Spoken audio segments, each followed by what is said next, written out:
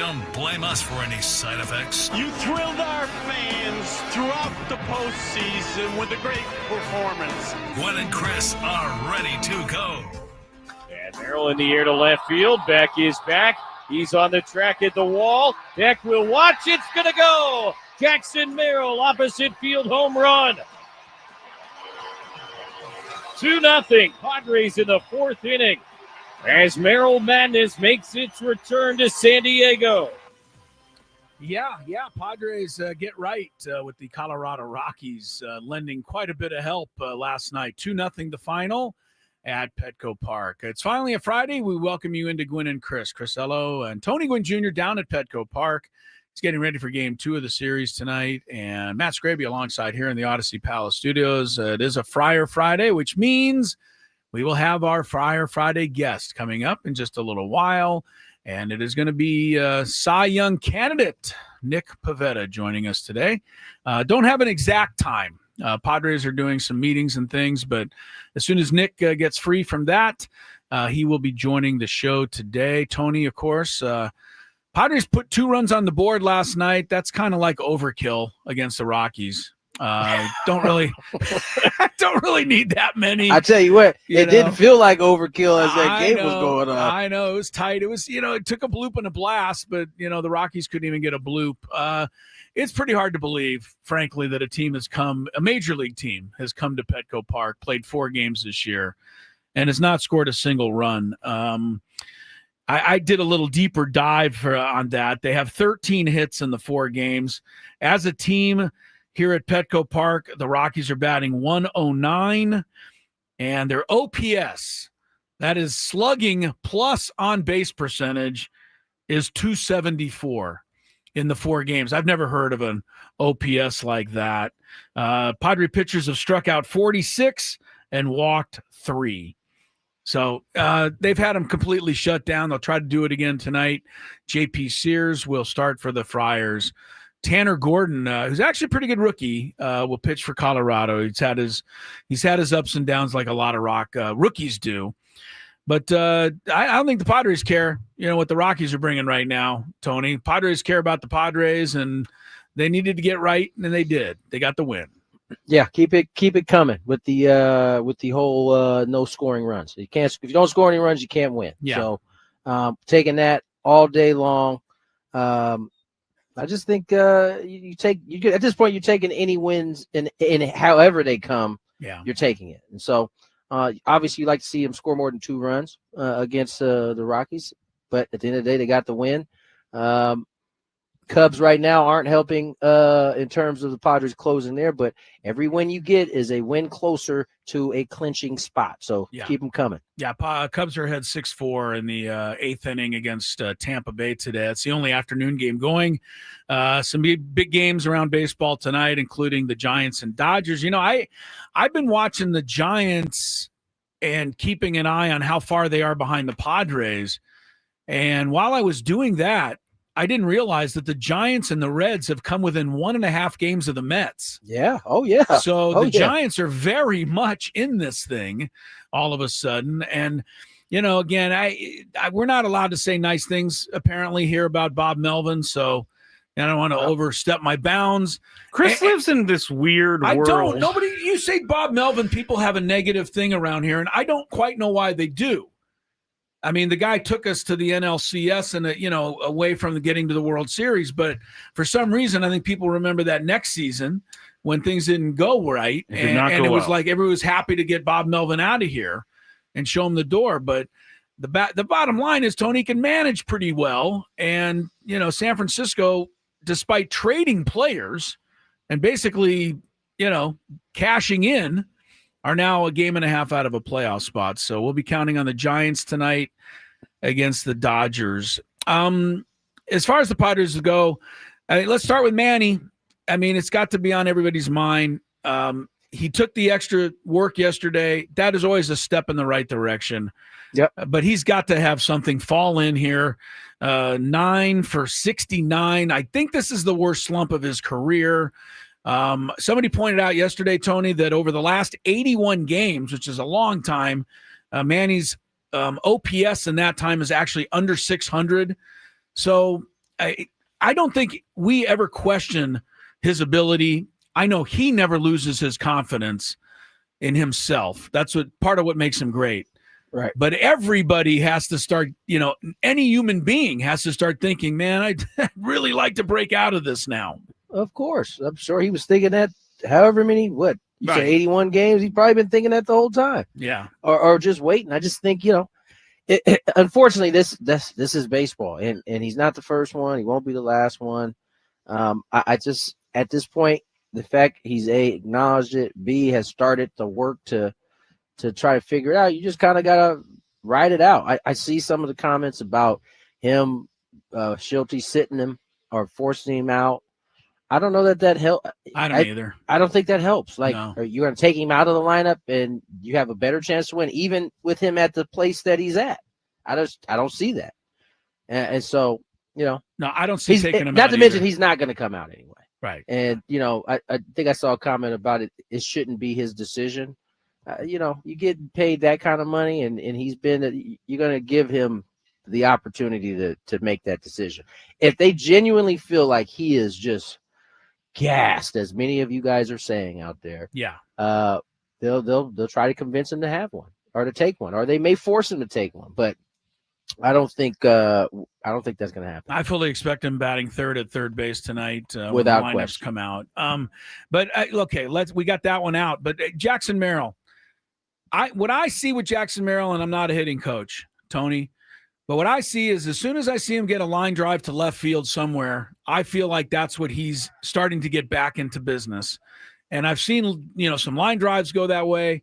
And now that's followed by, staying on the ball, hooking balls now into the corner. And then Oppo last night, it's a really good sign. He hasn't had the same year he had last year, but it doesn't mean he can't finish up and be the guy he was last year down the stretch. No, it doesn't. He isn't. And I think that plays a part in like where the offense is, right? I don't think he's the only one, right? Manny was having a terrific year, but this has kind of brought it back to, the maybe right at the standard he was last year, maybe a little bit below, right? Yeah. Toddy is, when it's all said and done, is he going to be right where he was the last couple of years? It's starting to look like it, looking at the numbers. But Jackson hasn't been. And a lot of it is due to injury, I would think. He has battled. I wouldn't even call it a sophomore slump. I would say it's due to the fact that he hasn't been out there playing. You saw how he hasn't had a healthy season. He hasn't. No, you saw how out of rhythm he was the first 15 at bats back when he went over. Yeah. But you are starting to see signs. Teams are attacking him at the top of the zone, and he's getting to it. Now he's going to have to manage that because they're going to just keep expanding up because that's where they had success earlier in the season. But he certainly is starting to show signs that he's starting to return to that form. And It couldn't come at a better time. No, we're all happy about that. I worry about even mentioning this, but Luis Arraez did have 3 hits and drive in a key run last night. Okay, so we'll move on from that because I'm not allowed to say anything good about him. So real quick about Luis, I think this 3-hit thing. He's leading the league in 3 hits. Like he's done this. I think the question is, can he maintain that stroke? And we're talking like inches. Like when he gets under ball and hits it like in the air, he's done that more than he ever has. Yeah. I think in a while. And if he can maintain that path that he had last night, that's also would be really good because that's the other one. I was trying to figure out who the other one was. It's Luis. Luis also is not having the same type of year he had last year. And I think that's also why, again, that plays a part in the offense looking the way it is. Yeah, and it also doesn't mean that he can't hit 400 from here on out. That is Arraez has that ability. Right. We have to. We spent a lot of time earlier in the week and maybe last week, Tony, you and I, extolling the incredible contributions that have been made by Gavin Sheets this year. So we don't need to go back there. He has been an unsung hero, but Randy Vasquez is joining him on that list. He's come up now with 2 big games in a row, and I know it's against the Rockies, but understand how badly they needed those games. They had lost 9 of 11 when he went into Coors Field last week. Then they, dropped 2 tough games to the Reds, and he wins that one last night. Probably one of his greatest games last night. No walks, 9 strikeouts. Back-to-back games with no walks. Yeah, so come on. And again, Vasquez, we talked about it. The guy was taken out 1 out away from a win like 4 times in a row. And yet he just keeps on coming back and saying, give me the ball. I'll give you what I can. I'll give you my best. And then they acquire guys to replace him. Then they send him to El Paso, and he disappears for a month. And then they're like, hey, Randy, sorry about that. We really need you back. And, man, he comes in, and he's really helped. I got to give a guy like that so much credit. Yeah, I've always liked Randy, man. I thought even when he was going through his early struggles, I just thought that was part of his process. Like, he needed to go through that. Last night, what was really impressive was his strike-to-ball ratio. I mean, he was pounding the zone, and that's not always something that he's had success in. But him and Ruben and I'm sure Fritzy have worked on, not trying to get the punch out, right? It seems like he'd go 0-2 and then he'd be 3-2 in like 7-8 pitches. That happened a lot. Yeah. That did not happen, but like 3 or 4 times last night. And it wasn't like he went from 0-2 and then 3 uncompetitive pitches. I mean, the hitters were kind of battling him a little bit. And that's because he's not a punch-out guy, which made the 9 punchies so impressive. I mean, he was in the zone and he pitched to contact all night long. And, man, he was terrific. That was his best performance. Well, he saved the last 2 for a really important time. And, sure. I think you got to appreciate that. All right, we're underway. Nick Pivetta will be our Friday guest. He is scheduled right at the bottom of this hour. So stick around for that. Looking forward to talking to him. We got all of our Friday stuff, including a wild and crazy countdown a little bit later in the program. Chris Ello, Tony Gwynn Jr., Matt Scraby, Gwynn and Chris. So happy you're with us. It is finally a Friday. Away we go. Hey, Tony.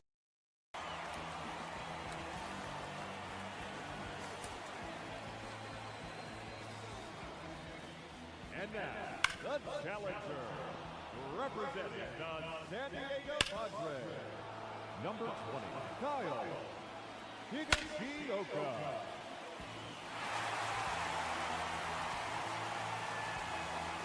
Oh, that's a monster home run.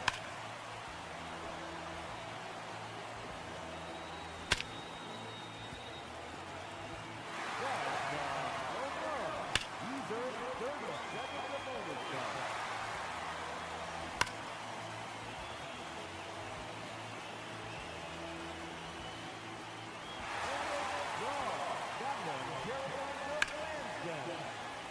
Just 1 minute remaining.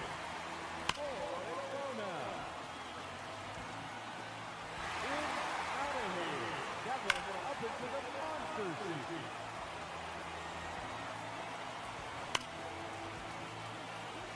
Another home run. And that ends the round. He ends the round with 7 home runs. And he has earned a trip to the semifinal matchup.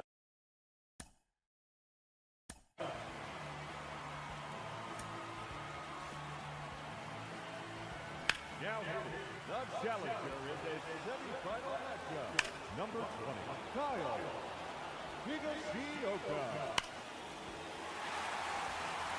No doubt about that one. That one carried on to Olsen. That one is gone. He now has bonus time. Just 1 minute remaining. No question about that one. And tapped it up to put up in the championship matchup. And that ends the round. Finishes.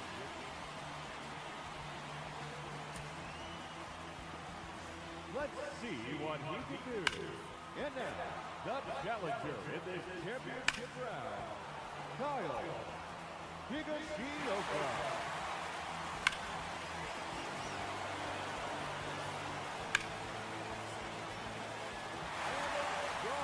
That one carried out to Lansdowne. That one is gone. And he's earned 30 seconds of bonus time.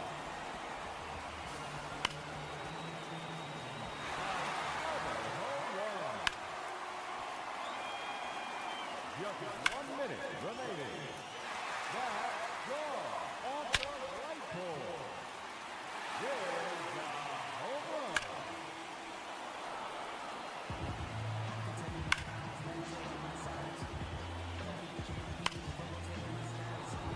30 seconds left.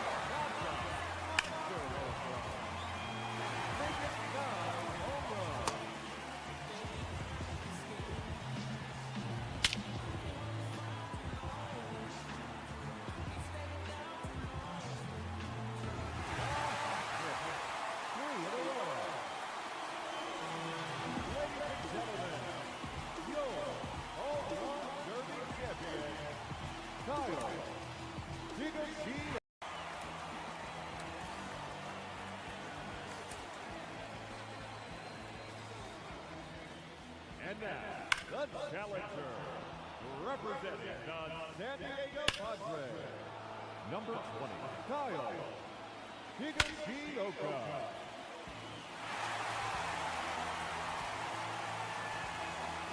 Oh, that's a monster home run.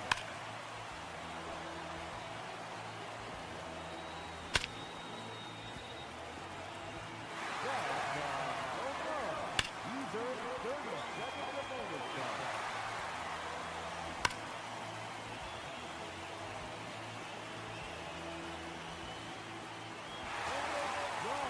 That one carried on to Lansdowne. Just 1 minute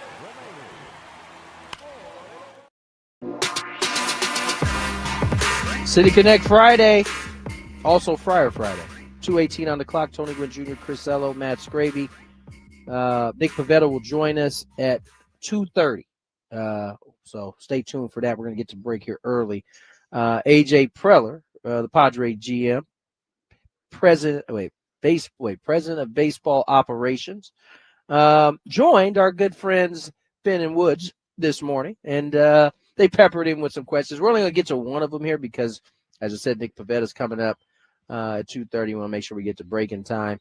And so we'll cover the rest of the peppered questions at AJ Preller after the interview with Pivetta. But one of the themes of our good friends is the bunting. What does you call it? Bunt identity. Bunt identity. Yeah, bunting identity. We called it. I believe on the roundtable yesterday, it was referred to as a bunting culture. Bunting culture. There it was. Bunt culture. That's what of the Padres. Bunt culture. Yeah. They asked maybe not bunt culture question, but they framed it in a way of small ball team identity. Here's what AJ Preller had to say. Yeah, I mean, I think it's a combination of, again, I think if you're going to win a World Series, you got to have a versatile offense that can do a lot. You know, if you're going to be the best team in the world, and I think from our standpoint, we've talked a lot about having the ability to beat you any number of ways the last few years. I do think like playing at Petco, I think, again, there's places where you can hit the ball out of the park at Petco. What Petco doesn't do is it doesn't reward kind of a long fly ball, not well hit to the big part of the field. There's some other ballparks that we go around the league and, right center, left center, dead center, you don't quite have to square it up, especially at nighttime like you do at Petco. And I think that plays to like what championship offense looks like, which is, the ability to put pressure on the other team, beat you a lot of different ways. I think for us at times this year, it's been the fact that, if we're struggling to score some runs, you want to try to find a way to get your offense going. I think statistically, we talk about it internally. when we run and hit, when we start runners, when we, get bunts down, when we steal bases, we've won a lot of games in the games that we've done those things together. And I think, Tatis has always said, hey, small ball leading to big ball. I think that's the goal. And I think at times you look at your personnel, we feel like we have a lineup now that should be able to do, a lot of everything. And, I think that's what we're going to try to do here in the last couple of weeks. And that's, if the game calls for it, you want to be able to, move a runner and execute, a fundamental baseball play that usually leads to runs, especially in October when they're hard to come by. And you want to be able to hit a home run, and I think that's what Vic and the group talks about all the time. And, what that looks like to put yourself in those positions. And we've done it at times this year. We probably haven't done it enough overall as an offense. And, if we're going to win, my guess is we're going to do it more consistently here these last couple of weeks and into October.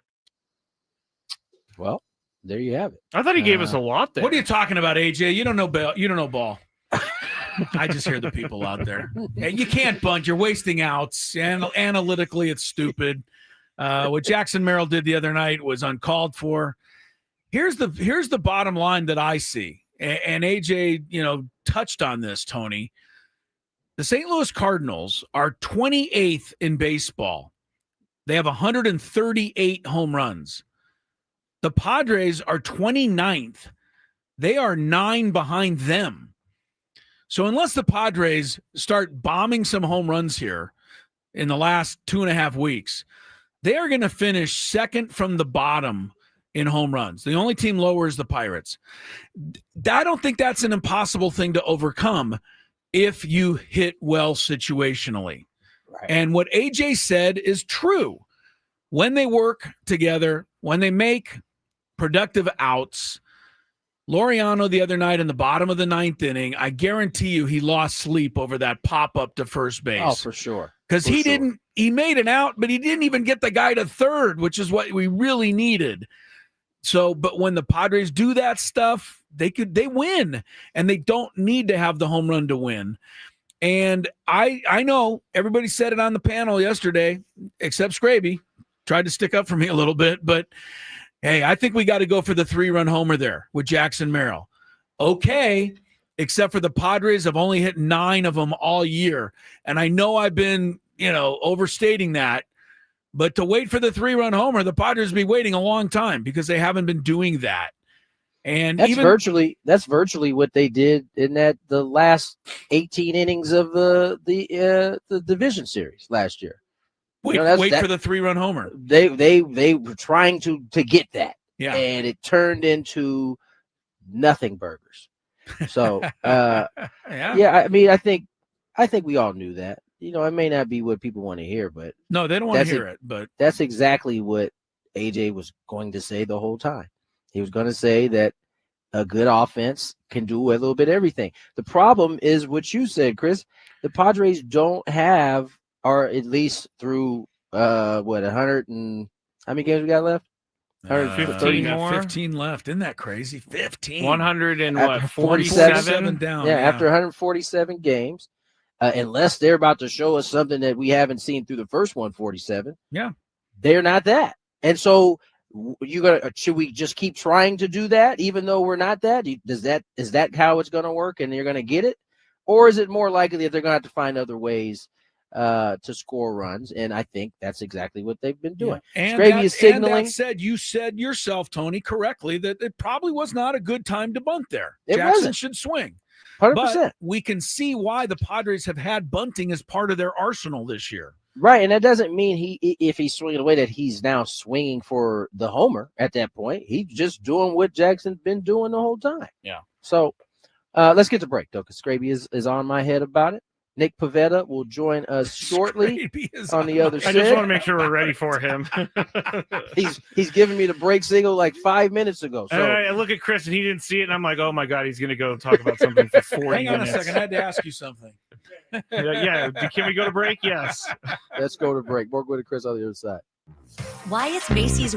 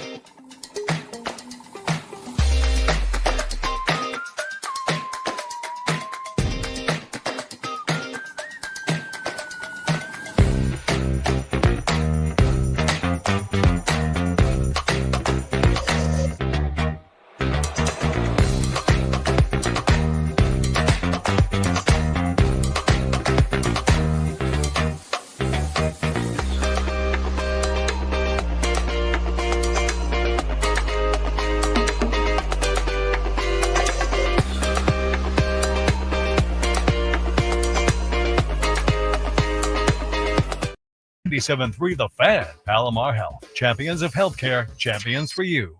All right, welcome back to it.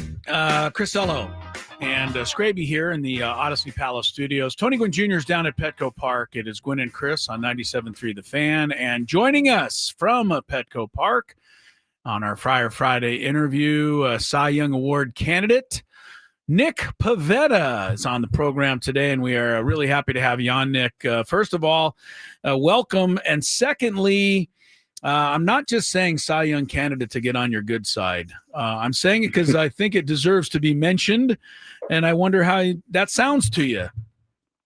Yeah, no, obviously, it's a great honor to be put in those terms, but I think my focus is just like winning for the team and winning for the organization. And I think when you kind of have those linear focuses and you're kind of just going about your business and it's team oriented, I think good things happen to everybody. I was able to put the right work in the off season and coming into here San Diego Padres, and things have turned out pretty good so far. Nick, let's talk about the off season and how free agency went for you. You ended up signing with the Padres really, really late, and I'm sure that's not ideal. But nonetheless, you've come out, and I mean, just go. What went into that free agency for you as it got towards the end there, and you were finally able to sign with a team? Yeah, I mean, it was definitely an interesting process for me. I mean, I had the qualifying offer attached to me, so I think there's a lot of unknowns going into that process. But I just stayed patient, stayed focused. I worked out at Cressy's Performance Center in Jupiter, Florida, so I'm around baseball players all the time, and I think just working out with other guys and continue to work on baseball and focus on that, knowing that I'm gonna land somewhere. And gratefully and awesomely, I landed with such a great organization, great group of guys at San Diego Padres. And I think I just stayed patient, just tried to stay sane-minded, and knew that something would come my way. And luckily I landed in a great place. Led by AJ with Schilt and then Ruben, and then the plethora of guys here that lead this team to so many wins. And then also it's great to be part of a winning organization as well. It's a great gift as well. So the success that they had, it's just I was very, very grateful for the opportunity. Nick Pivetta is with us. He came right on the scene for the Padres here. I mean, he introduced himself to us with 7 innings, a 1-hit ball in his first outing, and haven't really looked back since. I think it's too simple to ask you if you felt like you had something to prove this year as a free agent, but I wonder if, having to wait to be able to sign gave you just a little extra, to say, hey, look, everybody could have had me and nobody did until the Padres came around, or if you just let all that go. Yeah, I don't really look at it that way. I think there's a lot of great organizations out there, and, so would it so be that, they passed up on me. That's okay. I think I firmly believe that I landed in the right place for the right reasons. And, I'm just happy to be here more in a sense. And it's not to prove anybody wrong or do anything else. It's more just my passion and wanting to be a great pitcher and wanting to be the best. And I want to be the best and compete with great athletes and go about it that way. And, I just have that pride and drive, and I really want to win too. So I think all those things are just, who I am, but it's mostly out of just winning for my teammates, for the organization. And then I want to play with the best players there are. You've segued me now twice to the next question by your answer. And you mentioned your passion. I've said it on multiple occasions that you take me back when I'm watching you pitch. You take me back to like my 15, 16-year-old self watching Kevin Brown on the mound and his kind of intensity. I mean, same number, by the way, Tony. Same number. Same number and everything. And that's part of why it hits my mind like that. Where has that intensity come from? Has that always been Nick Pivetta? I guess so. Yeah. I mean, that's who I've been, but you always want to emulate those great pitchers, whoever they are. We can go through the names and lists of all the great players.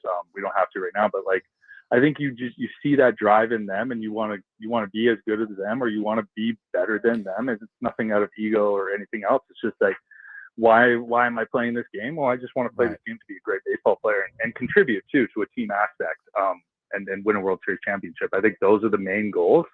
And I firmly believe if you just surround yourself and get yourself in winning situations, usually good things happen in the end, and success leads to that as well. Nick, Tony touched on this. I mean, I think you represent a lot of us out on that mound. Just us normal guys who watch you pitch, and because we want you to get the out, and we feel like you want to get the out, and you're so passionate. And we see you talking a little. What do you say? What are you saying? Can you give us when I talk to myself on the mound? Yeah. Is it clean enough for? Oh, I mean, yeah, it's fine. It's mostly just like self-reinforcement and positive attitude.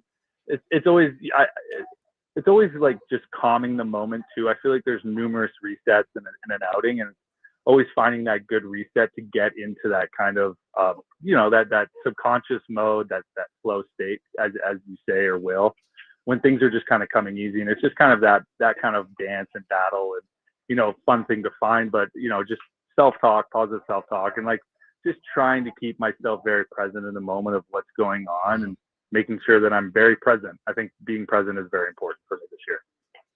Nick Pivetta joins us, Padres starter, possible Cy Young candidate. And Nick, let me ask you, because as you've gone through your career, you've been regarded as a guy that the stuff doesn't match the numbers. This year, you're having a career year. What for you has come together in order for you to have the success that you're having on the field in this particular season? Yeah, I think it's like it's years of kind of experience, kind of getting me, obviously started in Philly and then kind of finding some building blocks in Boston, and then trying to figure out what the correct way to build the building is now. I think in that type of term, it's what is the foundation of it. For me, what I think about there is I think limiting my walks as much as I possibly can is kind of like my safeguard. It's how many guys can I not walk? Okay, how do I not walk guys? How many times can I get ahead of guys? Okay, how many times, what pitches can I get ahead of guys? And how many times can I get ahead of guys through an order? So if you just like really filter through the sand, it's very specific things that lead up to bigger things. And I think it's, as we know, like being in the big leagues for the years that I have been, and very grateful for that. I've gotten a sense to kind of learn from it too, and try to figure it out. And I've been given time in this game, which I'm very grateful for, to continue to learn those things and progress. And I think, I've taken some really good steps forward. And I think, obviously I can be much better than even I was this year. And, you kind of just try to see how that goes moving into next year as well. Nick, we appreciate the time so much. I want to try to sneak one more in. I know you have a lot to get done. Good. Victoria, you're from Victoria, British Columbia, Canada, which is a place I've actually had a chance to go. And I was there with a hockey team. And of course, Canada, it's hockey. So how did you grow up and get into baseball? Did you have to fight off the hockey coaches at all, or did you ever skate? No, if I'm being blunt and honest, I wasn't the most athletic when I was younger, not the swiftest on skates, and I really didn't want to wake up at 6 a.m. for practice. So I really enjoyed soccer, and I started to play soccer, and then I was playing baseball from a young age, just like little league and having fun and doing that. And I just progressed from there. And I think when it started to get serious was when I was 16 years old.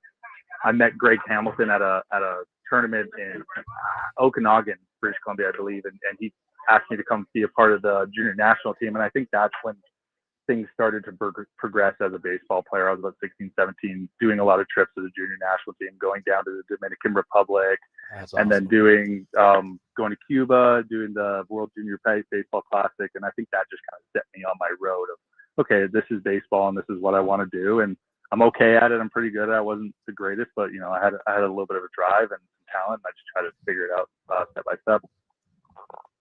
Nick, last one for me.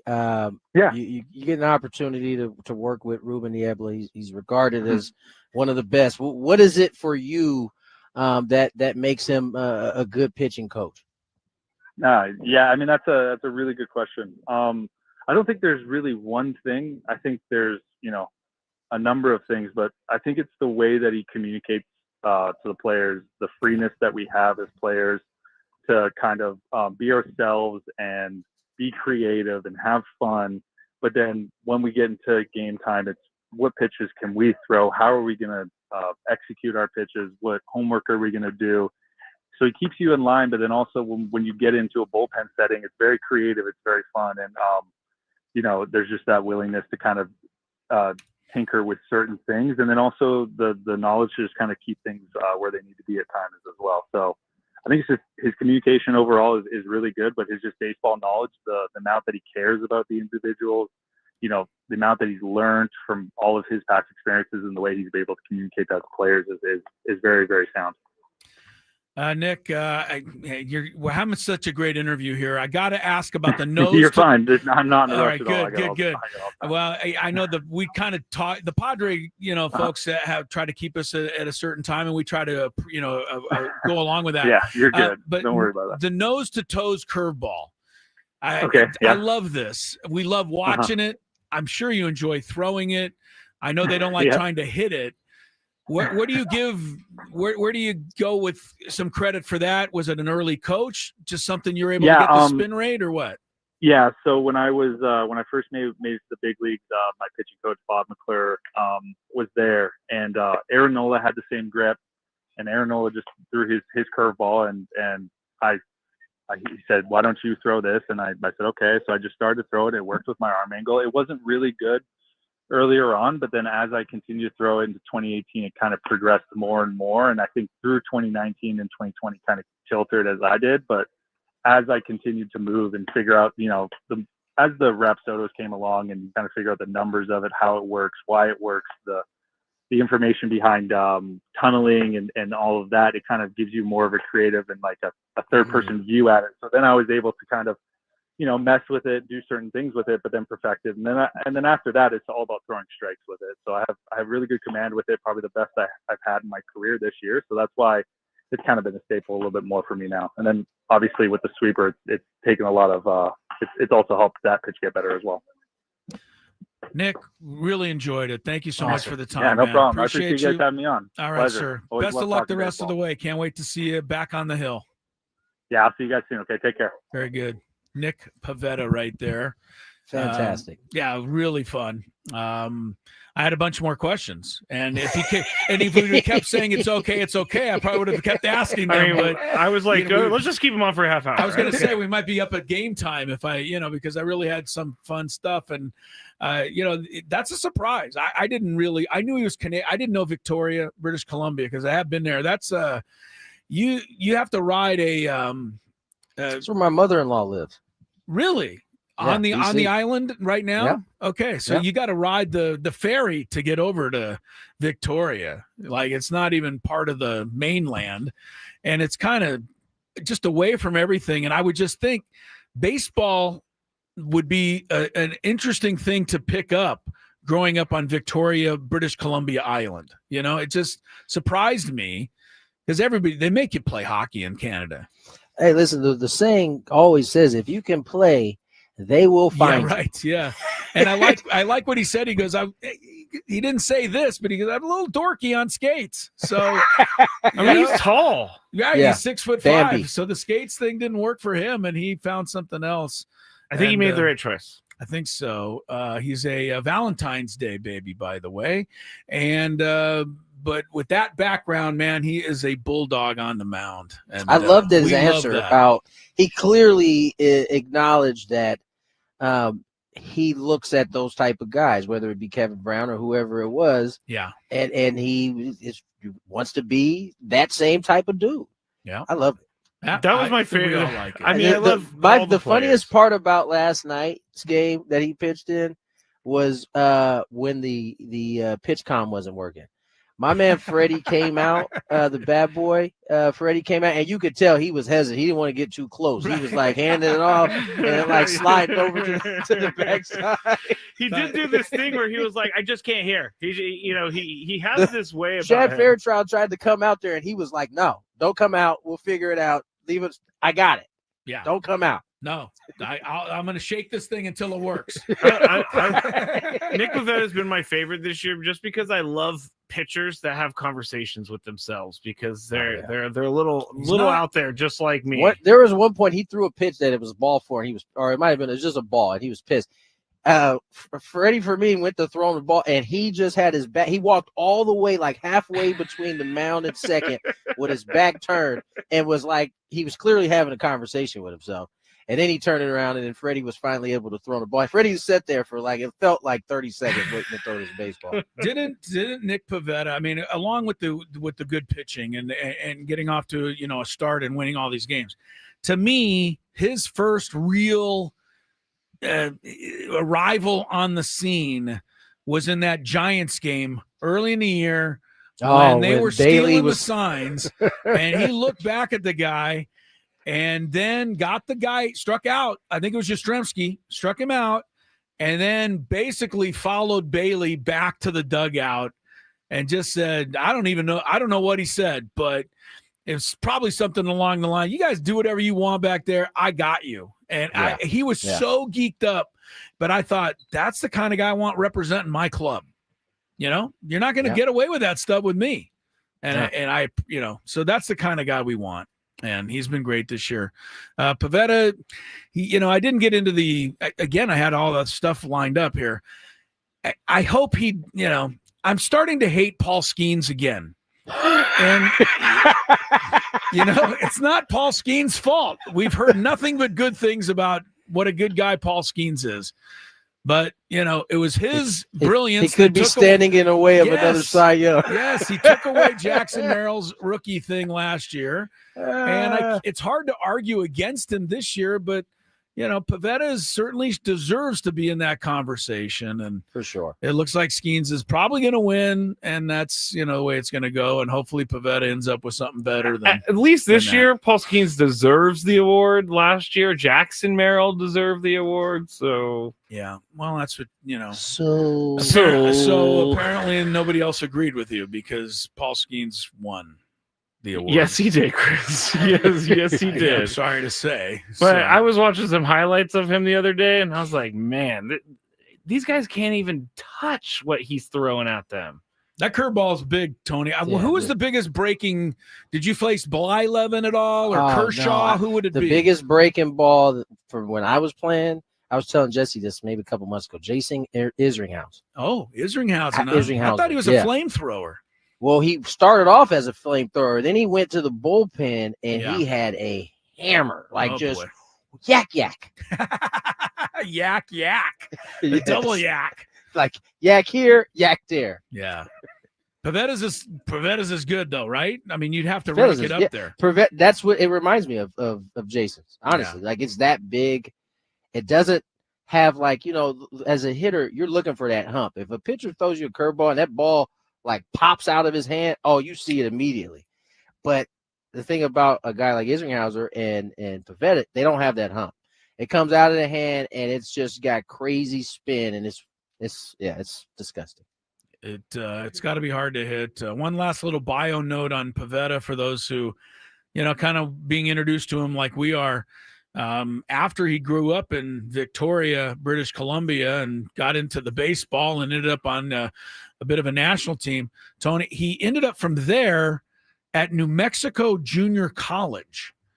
That just seems like a weird, next spot. You go where you got to go, Chris. I guess, but who even knows there is a New Mexico Junior College in British Columbia? Listen, I know when I was at State, we had a pitcher from Canada, and I know that those JUCOs in Arizona and New Mexico, and those are all that's where some of those guys start, and before they end up at a big D1 somewhere or a D1, not necessarily big. Well, I think he got picked straight from New Mexico Junior College. Did Nick Pivetta, and we had Mason Miller on. A few weeks ago, and he went to Gardner Webb. I mean, you're getting all of these all-star type players. I think it's a good lesson for any, young people out there. Sure, it'd be great to be recruited by, San Diego State or, UCLA or LSU or, one of those things and take that path. And you certainly can get there, but you can also get there by going to New Mexico Junior College or Gardner Webb. These guys are proof of it. And Tony said it. If you're good, they'll find you. And I think a lot of people, parents, I think, maybe even to a certain extent, feel like I got to get my kid more exposure and more games and more time and more travel ball and more this and more that. I got to keep up with the kid down the street. And even though I think, we appreciate what you're trying to do, don't ever lose sight of the fact that if your kid can play, they'll find you. They will just find you. You don't have to worry about getting extra attention. They'll locate you. When I was in high school, I tried to convince my parents to let me transfer from Poway. Oh, for better basketball exposure. Okay. And my dad was like, "Nah, man, if you're good enough, they'll find you." Now, I wasn't good enough, which is why they didn't find me. Yeah, but I see what you're saying. No, but right. it's kind of the same deal. It's no different like going to San Diego State. At that time, San Diego State wasn't putting out a ton of draft prospects, but if you're good enough, you go out, you take care of business, you can make it happen. Yeah, they'll find you. That's a good lesson for everybody to keep in mind. Let's just switch up here for a second before you go, Tony. You sent out something, and then speaking of Poway, do we have time for it or no? Are we talking about Greg Olsen? Yeah. I think, Tony, you're able to stay for the 3 p.m., right? We're doing this on the air right now. Yeah, I can stay for 3 p.m. Okay, because I'm going to get the video so that we can play it. Because it goes along with what Tony's talking about and what we're talking about here and getting, recruited and where you're going to go to college and all that. Greg Olsen had some really interesting things to say about NIL and stuff. He's still the Fox commentator, is he not? He's doing just not well, the number one guy because Brady had to get the job. I don't understand why people are still asking him questions about it. It's already been one full season as this number 2 guy, and he's not going to say anything bad about Tom Brady. He doesn't need to, but I'll say this. He's way better than Tom Brady. I just, to me, it's not even close. I like Tom. I do. I think that Tom teaches me stuff. And Greg Olsen teaches me stuff too.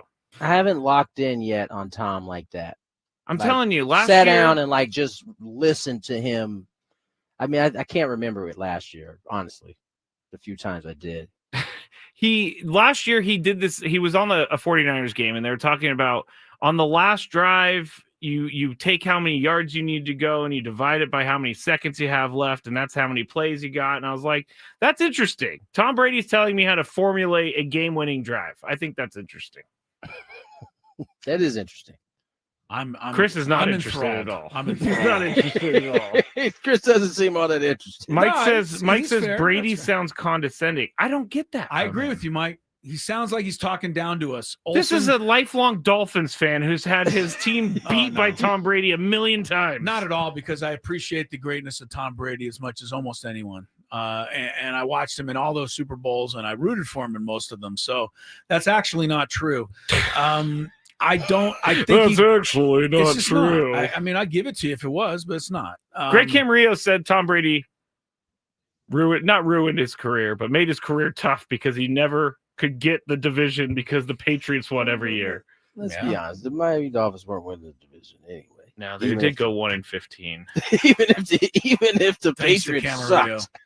Camarillo, we love you though, man. We'll always love you. You always have a place in Dolphin lore. I think it's awesome. I always tell Greg that it's awesome that he beat Ed Reed to win that game. Like, that's awesome. And then he'll always say, well, I did have fresh legs and it was overtime. So doesn't matter. He did it, and I jumped up and down as a result because they were 0-11 at the time, or maybe even 0-13. They were getting real close to the winless season that year.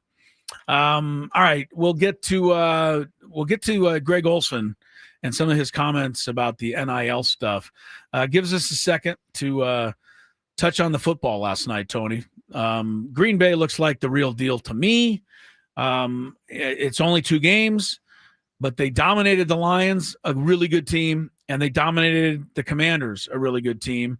Both games, the Packers shut these 2 teams down until it was garbage time.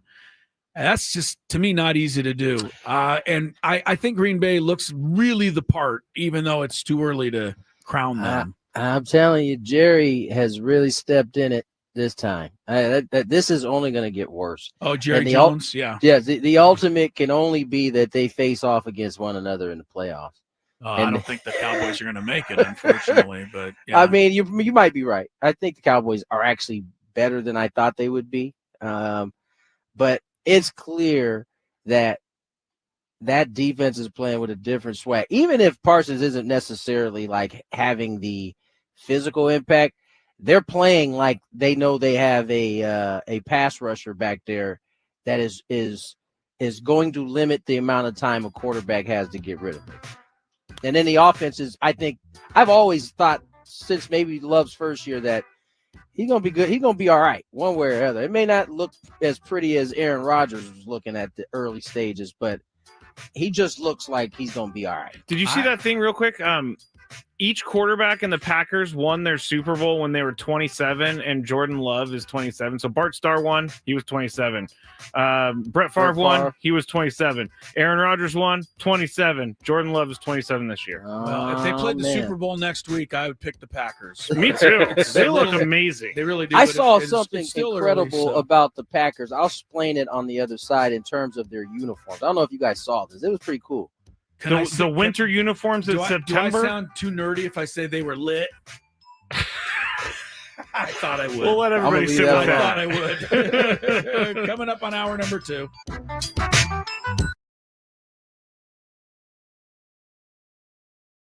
Let me ask you, because you obviously knew, you talked about earlier, you're coming in 100 short. Did that help you like lock in early in the season? Typically, you're a little bit of a slower start, but from the get-go, you've been the same guy all season long. Yeah. Maybe. I think I kind of started when the season started. I didn't even have that number in it, and then I kind of got hot and started hitting 2-3 hits, 2-3 hits, 2-3 hits, 4 hits here and there. Got really hot at one point, and that number started creeping up, and I was like, man, you look up and you're May, and you're like, man, you're only like 20, 30 away. Like this is a possibility you can get even before your birthday. So that kind of got pretty cool. And I was trying to reach it before my birthday. Obviously it didn't happen. But yeah, I mean, that number was I think as the season got on, I think it got a little bit more realistic. Yeah. As you know, we've been rolling along in this season, and you've reached these milestones, and we turn to the rest of the season. As you guys turn to the second half, what are some of the things you think the ball club has got to improve on in order to get where you guys are trying to go? Everything. Yeah, everything. I think you can't just be like we're good at one thing, we're not in the other. No, I think we got to improve. There's room for improvement in our aspects of our game. Our best bullpen is our best bullpen right now. It's our best bullet. I think there's room for improvement there as well. Obviously, our offense hasn't really been performing as the last 2 months as we started off, but we've had a pretty good record here in the second half as of late. So, and we know we've been underperforming a little bit as a group, as a team. Yeah. But I know we got a lot left in the tank. There's always, I always talk about the roller coaster, and this is a roller coaster, and it always is. We got that bad part out of the way early, which is a good thing, and hopefully the second half, we're better. But yeah, there's a lot of improvement for a lot of things as a ball club. If we want to ultimately, reach our goal, which is winning a championship, we got to be great at all aspects of our game. Talking to Manny Machado here on Friday 97.3 The Fan, and you're facing some good pitching with the Phillies this weekend. Now, I always ask Tony these questions, so now I get to ask another professional baseball player. But how do you prepare going into a series knowing that you're going to be facing 3 guys that are really good? Yeah, 3 Cy Young guys. Yeah. Really good ball club over there. But, Schulte talks about this all the time. We want to win a championship. We just talked about. These are the guys you're going to be facing. Yeah. These are the guys you got to beat. So, how we prepare for them, I think it's a good thing about it. We faced them, maybe a week ago or so. So we kind of, it's kind of fresh in our memory, the bullpen, their guys, how they kind of attacked us. But, just video, man. You kind of have some history with some of these guys. I gotta go do some more research on Wheeler for tomorrow because I can't figure him out. Everybody got research on him. It ain't just you, dog. That's a great point. And you brought up earlier about how velocity's changed and pitchers have gotten better. Yet you've had the same swing from the very moment you got to the league. Why has it that your particular swing has played through the changes and everything that's happened? You've been able to kind of stay the same. Why is that? I mean, I think I kind of see. I have 3 swings. I mean, I learned this from a young age, and it was always having multiple different swings, right? Different occasions. Lefties that stand on the opposite side, sinker ballers. Obviously now it's a lot of induce and sweepers. So I kind of learned that in 2020 when I kind of, I had a lot of wag on my swing, on my bat. So I was kind of being consistent with, bat to barrel. And then, when I got here, they kind of told me like, hey, like let's kind of change that. Let's kind of like slow it down. You can stay with your timing. That's more of a timing thing for me, but let's improve it, and I think that improved my, contact, being more consistent with barrels, it helped me lay off a lot more pitches. My walks went up a little bit more. But just kind of having different swings, I mean, I think, people who kind of just stuck like, all right, this is what I work. I mean, it's 600 at bats, right? I mean, it's offers, it's different guys, different angles. Now it's sweep, this, that. There's so many different things. So I think you can't just have one. Swing, yeah. I kind of vary with my stance. I vary with my hands, move them up and down. Just kind of what your body's feeling. You might have slept on the bed the wrong way. We were on a plane for 6 hours, or for that one day we're on a plane for 12 hours. So like your body's not gonna feel the same the next day. So how are you gonna make that adjustment? So I think I've been lucky that I have different, and I know how to adapt to those 3 or 4 different styles of my swing. That it's helped me be a little bit more consistent. No doubt. Well, Manny, you've been fabulous to watch, man, all season long. We certainly are behind you guys as you guys get ready for the second half. Welcome back to the 3 o'clock hour. Tony Gwynn Jr., Chris Ello, Matt Scraby. Just got done talking to Mr. Pivetta. Fun interview. He might be the world's most interesting man as well. Sounded good, man. We got a few of those guys. Real quick, Scraby brought this to my attention, so I'll address it.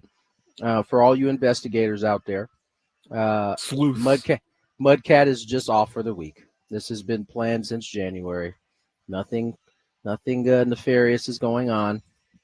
I will be back on radio Monday for the rest of the go.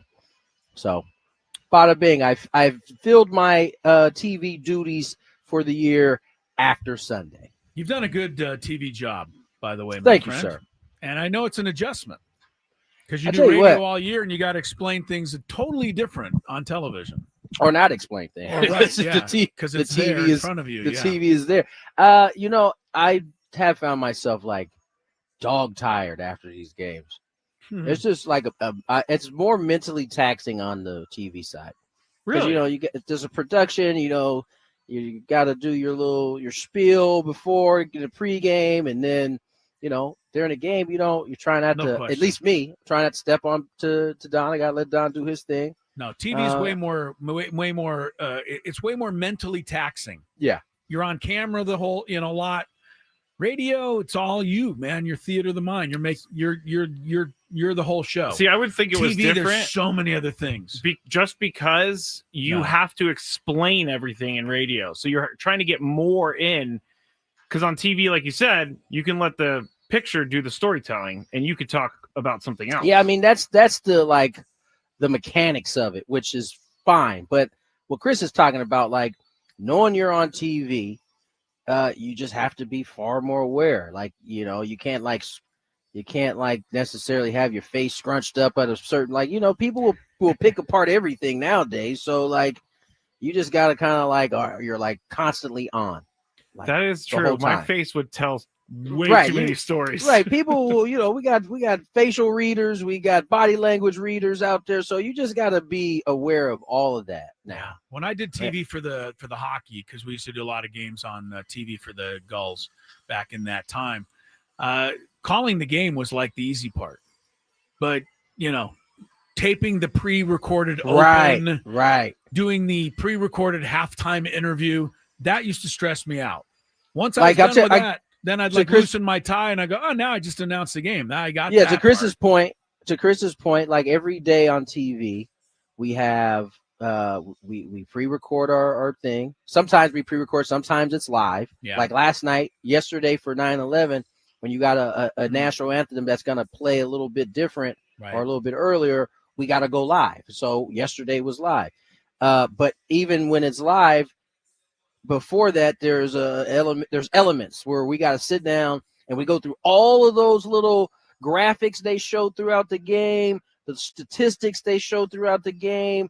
And you don't necessarily know when those are going to come up, but they want to show them to you so you're not surprised by it. So you're like tracking all of that. And it's, you guys watch the game, on TV a lot of times.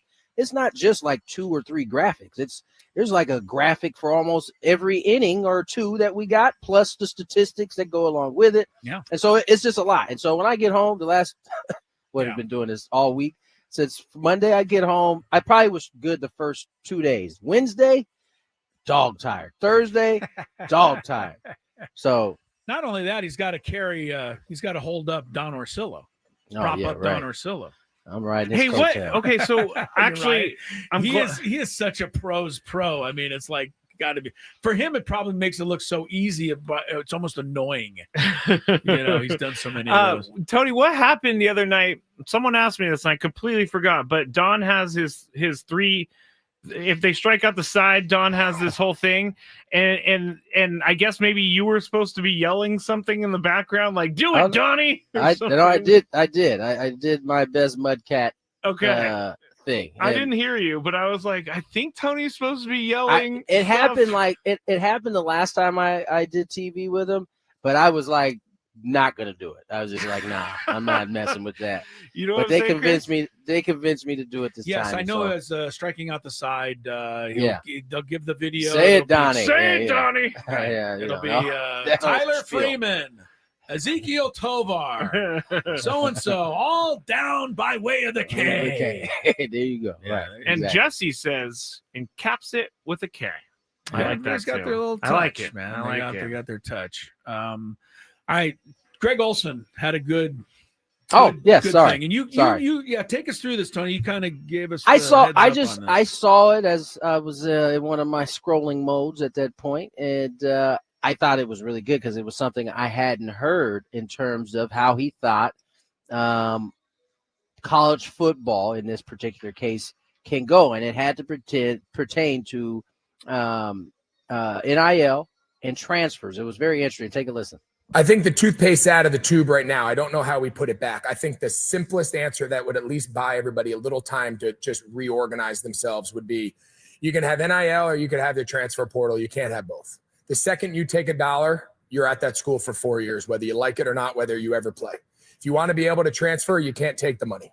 You can't take $2 million from Oklahoma and then the next year go to Texas Tech and then the next year go to the highest bidder. We can't have college free agency every single year. Yeah, and it's unregulated free agency. It'd be like an NFL player every single year being able to reshop. If I have a bad year, I'm contractually obligated to the Carolina Panthers because I have a 4-year deal. But the second I make the Pro Bowl, I can re-enter the market and shop my services to everybody else. People would say you're nuts. Well, then why can we do it in college? I know. It's so broken. Yeah, that's the problem. I thought that the last comment is the problem, but yeah, I like his idea. And it wasn't a permanent idea, by the way. He said just to kind of give yourself some time to kind of reorganize and kind of maybe figure it out. But if indeed this is an idea of free agency, right? Like in all of the major sports, you don't just get to become a free agent every year, especially if you're decent, right? So why isn't it the same? Why can't it be the same? You don't see MLB or NFL getting sued by, I don't understand. Somebody sued though. Here's my problem. That's probably why it won't out there work. that can help me. Right. There's a lawyer somewhere, a judge, who's going to tell me that, you have the right as a collegian, I guess, or whatever it is to shop collegian? What's the matter with that word? I don't think that's an actual word. Go back and do whatever it is you're not doing over there. Oh, okay. Not doing, he said. I struck a chord with that one. I struck a chord with that one. I get what you're saying, Chris. No, you don't. Yeah, I do. No, you don't. Yeah, I do. I don't know. I agree with Greg Olsen, and I'd love to be able to just institute it. But the way he put it is if you take $1, you're now going to have to play at Duke for 4 years. There's just nobody who's going to agree to that. And I don't know that a judge is going to back it up. That's the problem. I don't think a judge is going to. I don't know. I don't know what a judge. I don't even know where the rules are, like how we can begin to do this. It is because so right now, weird right now. There is no argument other than that it's broken right now. Yes. There's just no other way to say it. Totally broken. But do you think the kids feel it's broken, or do you think it's fantastic for them? No, I think the ones that are getting paid, they don't. They're like, nah, man, we're good. We good. I want to go from Tennessee to UCLA to wherever. One of the things is though, we hear about the kids that are making the money, and they're all a handful, but that's it, right? There's a lot of kids that aren't really getting a whole lot. The majority. Of these rules. We're talking like the 1%ers, basically, out of all the colleges. Exactly. College students, I should say. Yeah. I don't know, though. It's going on at all levels of all sports. I mean, I see it in the women's basketball, right? I mean, the Aztecs lost, I think, 4 players to the portal this year. Right. And they got 4 or 5. Oh, okay. Yeah, so, but the thing is, it's a whole new team every year. And I think that's the way it is now with coaching is going to be highlighted tough. Yeah. Coaching is going to be highlighted so much in this world right now. Like if you are constantly bringing in 5 new people and then also being good, people are going to start to notice that, because that's not an easy deal to have like new personalities enter the fold and at the wave that they are entering, and still be able to kind of keep the norms going. I think San Diego State has an advantage over most. Yes. Because San Diego is such a fun destination to go play. And they've established a culture. It's starting to feel like a little bit. Well, the men certainly have. And I think the men, I think they got a whole lot better in the transfer world from where they were last year. And I think the women did too. The women got 4 players from 4 different Mountain West Conference schools. So they're familiar with them too. They're familiar with them. They basically went and took 4 of the best players in the league that were going to try to keep them from winning, and brought them on our team. So, yeah, Stacey Terry Hudson's doing a good job with it, but it doesn't mean it's not challenging as all hell. Yeah, no doubt. So, she said as much when she came on last time. Right. Yeah. Neil has a question. Is everybody on the Aztec men's basketball roster getting paid? That's actually a really good question. I would probably say no. Yeah. No, I would say yes. You say all 15? Well, you mean like with some scholarship money or something? No, no, he's talking about NIL. Yeah. I don't think everybody on the team I don't think everybody is getting NIL. Like the starters are probably. I would say so. Magoon Guath is definitely. He getting some chips? Is that what you're saying, Scrooge? I mean, he came back to say that. Yeah, he had the world was his oyster. Is that how they say it? It was, but he also, I mean, he could have gone and I would assume got more NIL money elsewhere. He could have got a boatload somewhere, I'm sure. Yeah, he gets a lot of credit to me for sticking with the people who believed in him, because we're not seeing a lot of that around college sports. So good for you, Magoon. All right, let's step away. Once again, I have to really step away. I'll be back a little bit later for a Big Five and a countdown that you shall enjoy, I'm sure. Where are you guys going next? Gaily Gambit stuff. Yep, the Gambit. Gambit. Yep. Daily Gambit. Up next, more Gwynn Chris. Hey, football fans, tune in this week to kick off with Boomer and Valenti. It has to do with average temperatures in the year 2024. And this is the average temperature, high, maximum per day, minimum per day. It is going to be your job today to find the 25 states whose average temperature is under 55 degrees. California's at 60. You're looking for anything under 55. I'm not going to let you go first. I'm going to give Tony first. Let's start with Montana. That is correct. Montana. Montana is the 4th coldest state in the U.S., 44.5 degrees average temperature. All right, Scravy, that leaves a really obvious one for you. I gave Tony first, but he didn't take it. So you can. I don't know that these are that obvious to any of us. All right, Chris. Well, I think one is obvious. Alaska, I think. I thought Alaska was pretty obvious. 27.8 degrees average temperature in Alaska. 16 degrees colder than any other state. Tony's up. Washington, the state. State of Washington is on the list at 48.4. So Tony takes a 2-1 lead. Scraby, give me a cold state. Maine. Tony, you're up 2-2. How about Idaho? Idaho's pretty cold. Cold enough at 45.5, seventh coldest in the U.S. Well, it's my favorite state to say. Minnesota. Minnesota. Yeah, that was kind of obvious. Same as Idaho. Minnesota, 45.5, Tony. How about North Dakota? North Dakota, there North you Dakota. go. You found it, number 2, 43.7 there. I'll take the lesser-known Dakota. The South Dakota. I think it's the more known Dakota. Yeah, I would think it's more. Tony, you are up in a 4-4 tie with no strikes yet. How about Oregon? Oregon, believe it or not, Oregon's cold enough to make the list. Tony's 5, Scraby's 4. Never been here, but I knew someone from here and said it's very cold. New Hampshire. New Hampshire's cold. Tony. How about Vermont? Vermont's cold, and it's right next to New Hampshire, so that was good. 46.3. Tony goes up 6-5. How about Wisconsin? Wisconsin. I'm pretty sure that's going to be in there. Just below. Tony, you're up. We're going to move to Wisconsin's neighbor. How about a little Illinois? Oh. How about a little Illinois? Little Illinois didn't make it. You can get your first lead of the day here. A state that I've been to, a state that has beautiful scenery, Wyoming. That's number 3. Wyoming, 44.3. I can definitely second that. Laramie is like the notion, having been there every year to Laramie. It's cold. Tony. Iowa. That's a great one. Is it? Has to be on there. 51.5. Iowa just snuck in there. I'm going to bank on the part of the state that's not attached to the paw is cold. Michigan. Michigan is a winner. Very good.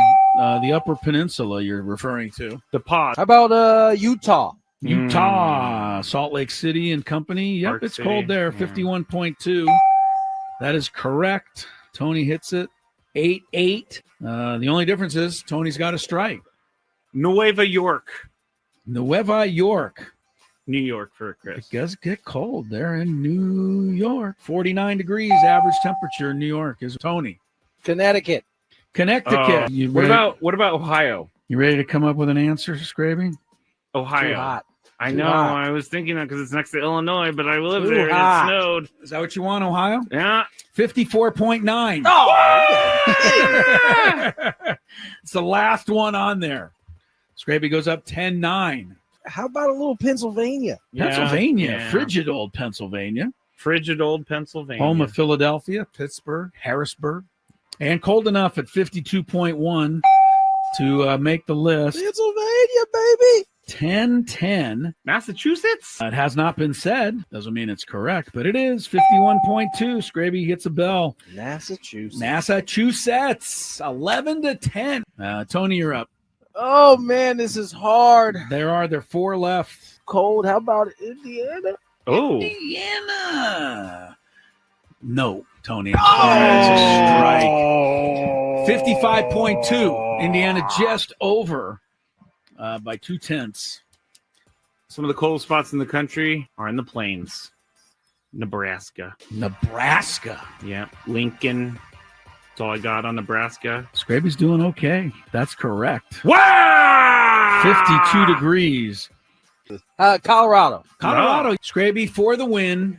One of the most forgotten places in the United States Is Rhode Island. Rhode Island. And it is correct. Yes! Sorry, that was a lot. Does that mean I win? Game is over. Yes, Game you've is won. over! That was a stupid game. I didn't think you'd like it since it didn't win it. Those are my shoes on the glass. Sound like you're playing basketball over there. Sounds like shoes squeaking on the floor. Lack of rhythm is what that's called. I'm not going to disagree with you there. I've told you many times before, I am not made for dancing. It has to do with average temperatures in the year 2024. And this is the average temperature, hot, maximum per day, minimum per day. It is going to be your job today to find the 25 states whose average temperature is under 55 degrees. California's at 60. You're looking for anything under 55.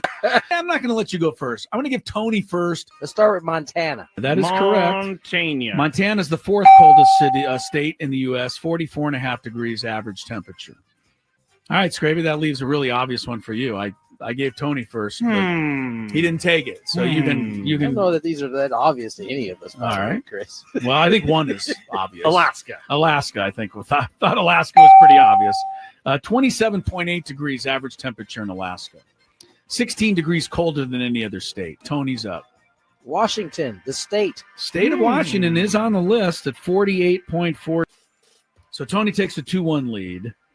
Scraby, give me a cold state. Maine. Tony, you're up 2-2. How about Idaho? Idaho's pretty cold. Cold enough at 45.5, seventh coldest in the U.S. Well, it's my favorite state to say. Minnesota. Yeah, that was kind of obvious. Same as Idaho. Minnesota, 45.5, Tony. How about North Dakota? North Dakota, there North you Dakota. go. You found it, number 2, 43.7 there. I'll take the lesser-known Dakota. The South Dakota. I think it's the more-known Dakota. Yeah, I would think it's more. Tony, you are up in a 4-4 tie with no strikes yet. How about Oregon? Oregon, believe it or not, Oregon's cold enough to make the list. Tony's 5, Scraby's 4. Never been here, but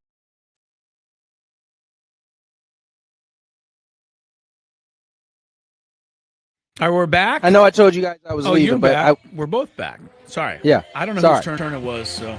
It was your turn, but I figured since I promised to tell everybody this and I didn't. Yes, you stayed for this. Thank I'm you. going to stay. So I was watching this on, I don't know where I saw it, but Green Bay Packers are the only uniform. And I don't know if you guys will even notice it, have even noticed it. Okay. They have the only one still with like the old mesh kind of jersey that kind of has the little holes in it. I have noticed this. And even their collar, right, is the 3 piping. I think it's like yellow, white, yellow, like through the V. No one else in the NFL has that. And here's why. Remember, they changed over to Nike however many years ago. Everybody else took the Nike template and kind of modified their uniform. And they, except for Green Bay, they use and this is not, so it shouldn't be a surprise to anybody. They use like a hometown manufacturer to do their uniforms. And that's why they still have like the old school kind of mesh holy uniform where everybody else has kind of like a dry fit jersey. Now, if you try to buy it, it'll be the Nike version of it. But the actual game uniforms that they look are like the only ones in the league like it. Now that you guys have heard this, you guys are going to notice it really easy watching them play. I remember the mesh when I played in high school. I got my fingers stuck in that mesh a lot. What? Yeah, that's not good. It rips a little bit, and then you put your finger in it. That's how you get broken fingers. Yeah. Yeah, I dislocated my pinky. See. That's what I wanted to tell you. It wasn't that big a deal, but no, I like it. Packers, I like uniform stuff. Packers are also owned by the city of Green Bay. Yeah, there's a guy with I love it. Owner hat on. Chris doesn't just like uniform stuff. He is obsessed. Yesterday during the show, he went to like footballuniforms.com and looked through like 30 years of Dolphins uniforms. Yep. It was a lot. The website, it was a lot. Okay, the website for anybody that does uniform crazy about the NFL, it's called the Gridiron Uniform Database. And if you go in there, I'm just telling you, you can call up any game from any season in the history of the NFL and see who is wearing what uniform in that game.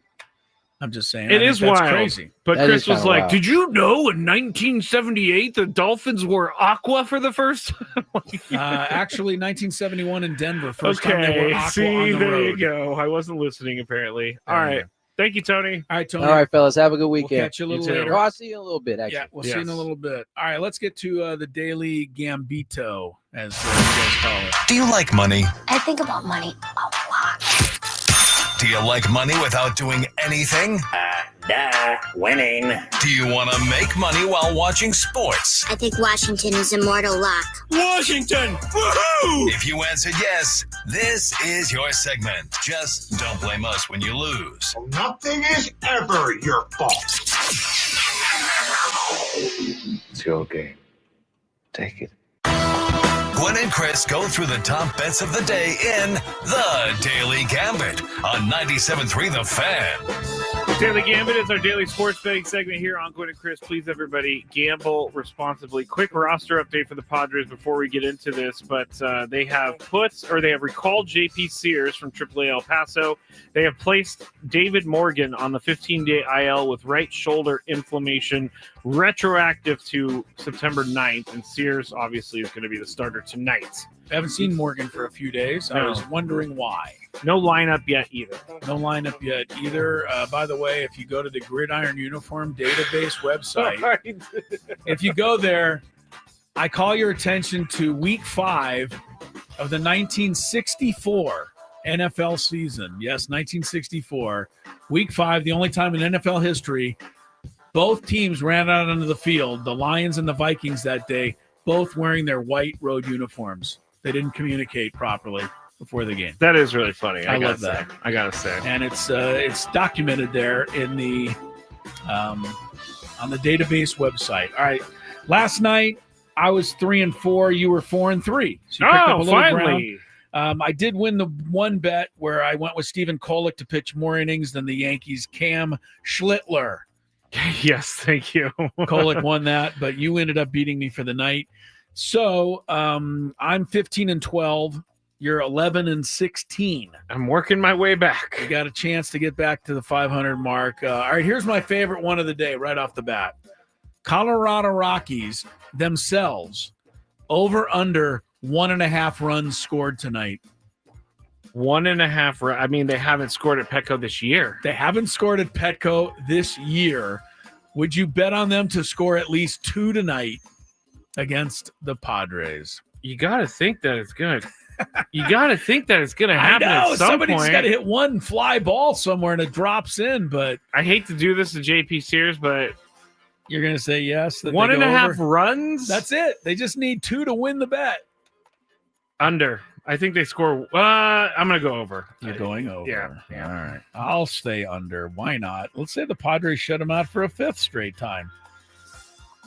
Part of me wonders why the Rockies didn't just climb on the plane and go home. We're wasting our time this weekend. I was listening to Joni. That's a Jesse and Tony combined thing. Okay. I was listening Joni? to Jesse and Scanlon last night, and they were saying the Rockies, and I agree, have looked like a better team than the first time they came to town. Even if they're not very good record-wise, they at least are looking like somewhat of a major league team. Yeah, glad they think so. Sears 5 innings over under tonight. Ooh, we have the lineup now too. It's officially out. All right, well we're gonna have to hold off because Sears. we don't have enough time in this segment. Sears over under 5 innings.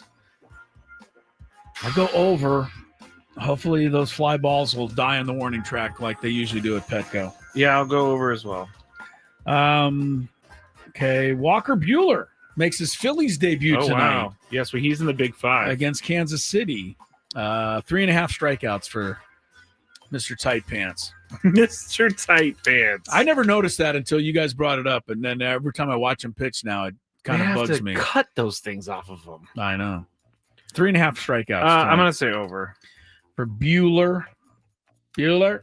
He's not been great this year, so. He hasn't, but he should go over 3.5. Dodgers minus 1.5 against the Gigantes. Again, we talked about this earlier. If the Padres win all their games this weekend, then I don't care what happens in the Dodgers-Giants because we'll gain on somebody. But if the Padres lose some of these games, then these Dodger-Giant games are really important. Yeah. I'm going to go with the Giants. Verlander's pitching tonight and has been really good the last handful of starts. Yep. I'm going to go Giants too. Giants. Houston Cougars football tonight, -4 over Dion's Colorado Buffaloes. There's a lot going on with the Colorado team these days. Like Dion can't figure out what quarterback to start. Dion cannot manage the clock. Dion doesn't know how or when to go for 2 points. I love Dion, but I can't stick up for him on some of these decisions he makes. They're not good. They just aren't. I'm going to go with Houston. So for that reason, you're taking Houston. I don't know anything about either team, but yeah, Dion's club, I don't think they go on the road and win. I'll take Houston. UCLA -15.5. New Mexico. The Bruins have looked bad so far. And New Mexico's New Mexico.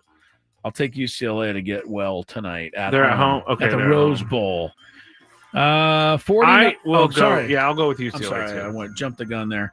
49ers giving 3 to the Saints in New Orleans with Mac Jones. Mac Jones? Mac Jones. Mac Jones. He's starting.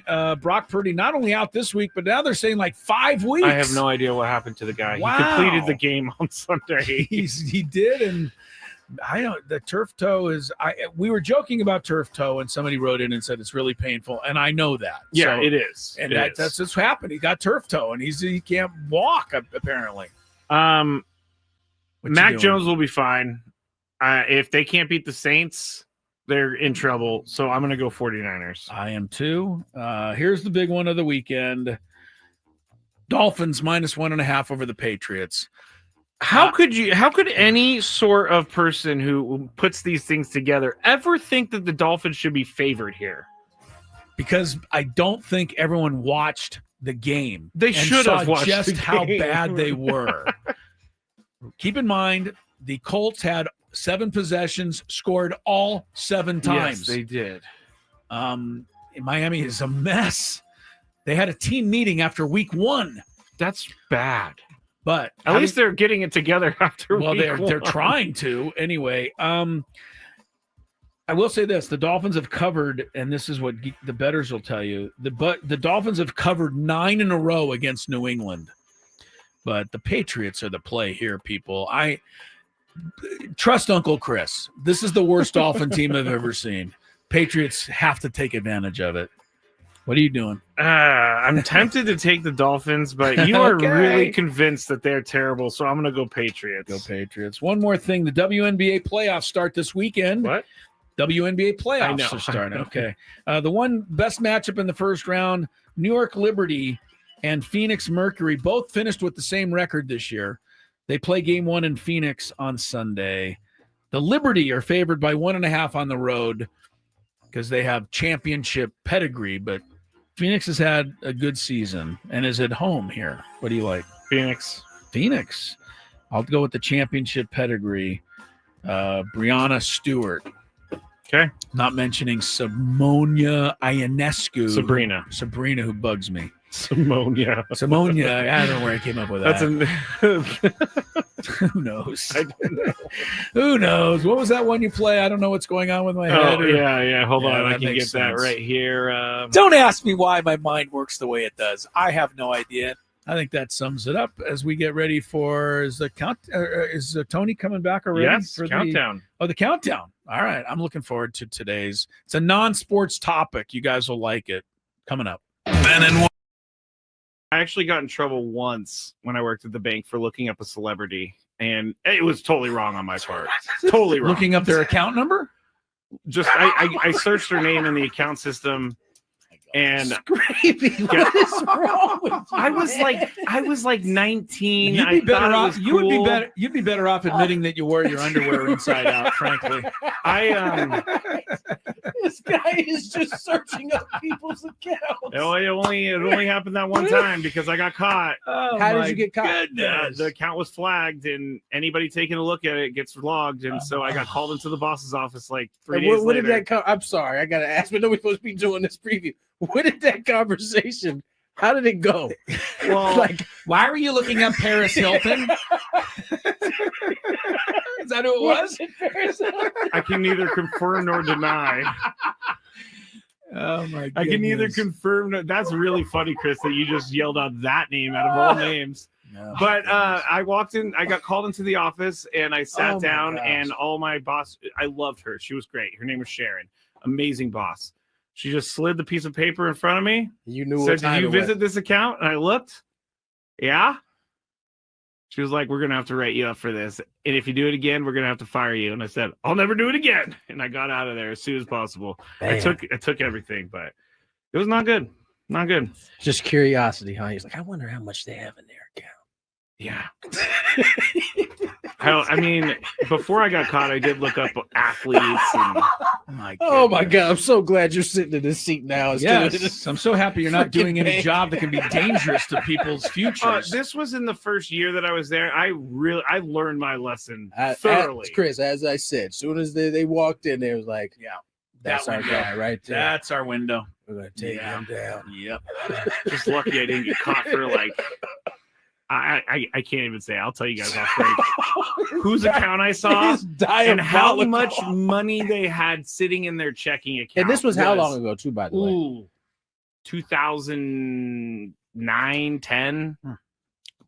Way before I became a good person. Didn't Bank America end up getting in trouble? Or was that it was one of those banks got in trouble? All of them get in trouble for selling information. But I heard folks like you. I wasn't selling any information. I was just wanting to see what was going on. Curious. I didn't check their account activity, which I could have. Been like, oh, they bought this here. I'm going to go up there. You know, I'm not that creepy. Well, that's stock. Oh, yeah, you're not that bad. I'm not that creepy. This is amazing, by the way.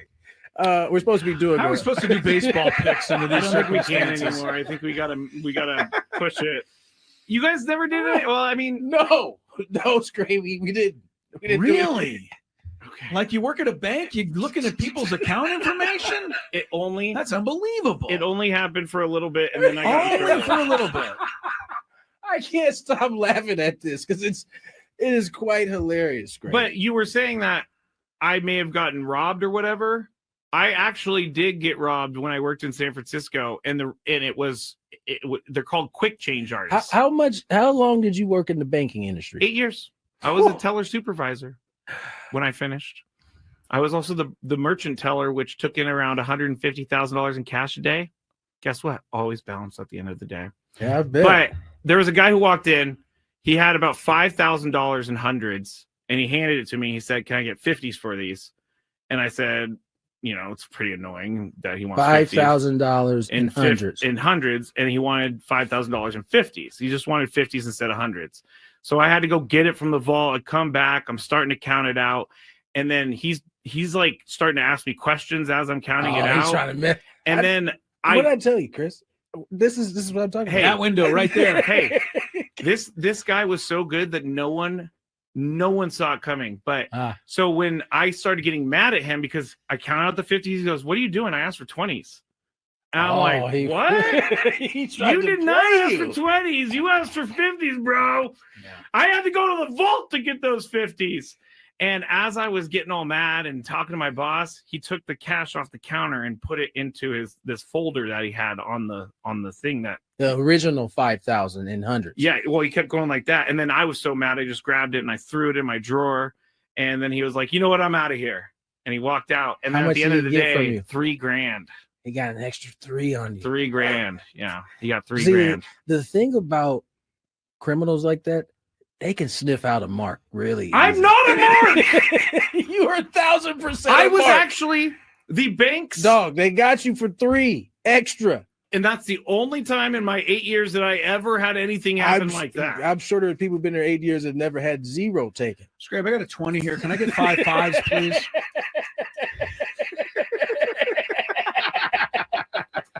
I hate you guys. Let's get to that was one of the worst moments of my life, but you know what? It taught me a lot. Never trust anyone ever again. You know what? You definitely have looked. All right, welcome back. We got a countdown for you. But before that, Scraby just blurted out that organ music, which means we got to get you a lineup for tonight's game. Get your lineups here. Scorecards and lineups here.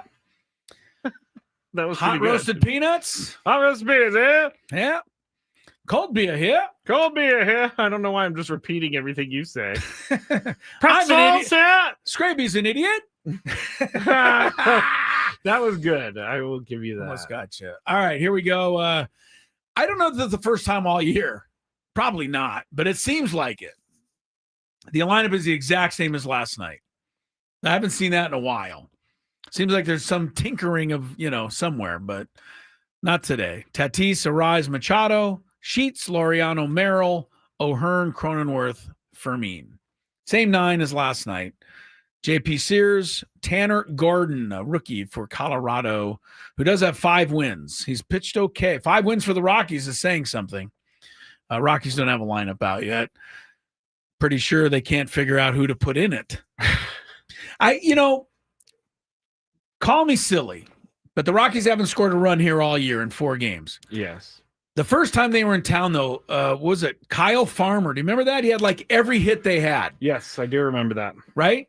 So why wasn't he in the lineup last night? Like the only guy that's gotten a hit for them, they didn't even play him. I mean, what has he been doing for I don't rest of the care. season? Put him in. The Rockies deserve where they are. Like I said, Rockies, just go home. Wasting our time this weekend. Are you too good for your home? You ready? You want traffic? Yes. Tony's ready. Countdown. It's going to be fun. From the 855 Get Ross Traffic Center, protecting San Diego after accidents or injury, here's Kelly Danick. This game day traffic report is brought to you by Crystal Geyser Alpine Spring Water. Well, stalled car has just been moved over to the right shoulder southbound 5 before Grand Garnet and got an accident clearing on northbound 5 at the East 8 connector ramp. Got a collision on westbound 8, partially blocking the South 15 transition ramp. In the North County, westbound 78 right before Jefferson, stalled vehicle taking up the fast lane.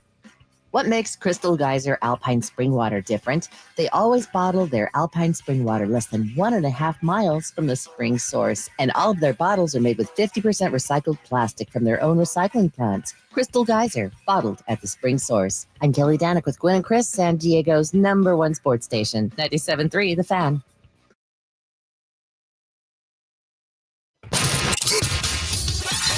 It's now time for Gwynn and Chris to rank their top 5 of the day. Gonna grip and rip as usual. But this isn't just a regular top 5 list. I love it. It sounds sadistic, but I love it. This is the countdown. And it starts right now on 97.3 The Fan. Oh, sorry. I was doing notes. I forgot I host this segment. I was like, yeah, he's like, over there. Hello, get out here. We're on. Countdown time. It's finally a Friday, so every Friday we think of something subject. We give our top 5 in that subject. Most of the time it's sports related, but not going to be that way today. Video games are on the subject of today's countdown. I have a feeling that judging from the generation I grew up in, where Pong was a big deal. I can't. What I'm saying, because I did play Pong. I just want you guys to know that. Where Pong was like the first video game I guess ever invented, or at least recognized as such. Anyway, I don't think we're going to have many of the same, is what I'm getting to here. I know. I think this is a good. I'll probably one. have some This is a good one. oldies, but I hope goodies, and you guys will have stuff that I probably where people go around in the video game and try to create as much mayhem as possible. Isn't that what video games are now? You can do anything. Okay. You can do anything. Well, let's see what we got. Number 5. I mean, N64 used to have a dolphin video game. I think it was called Echo. What? What are you talking You said about? what? I think that was actually Dreamcast. Anyway, go ahead, Chris. You're first. You want me to go first? Yes. All right. Number 5 for me is, I think, an all-time classic. It was an early one, but it was called Space Invaders. Oh, of course. We had one of those for some reason. We got one, and it was in the fraternity where I lived, and obviously it was free to play. And that meant that I probably missed a few classes because I just started playing Space Invaders and just going on and on. I don't want to try to. It's hard to describe, but I know that I did learn one secret about the game Space Invaders. There was a what do you call it? A saucer that went, a flying saucer that went across the top of the screen. Yes. Sorry. That needs to be clipped. By the way, that was wild.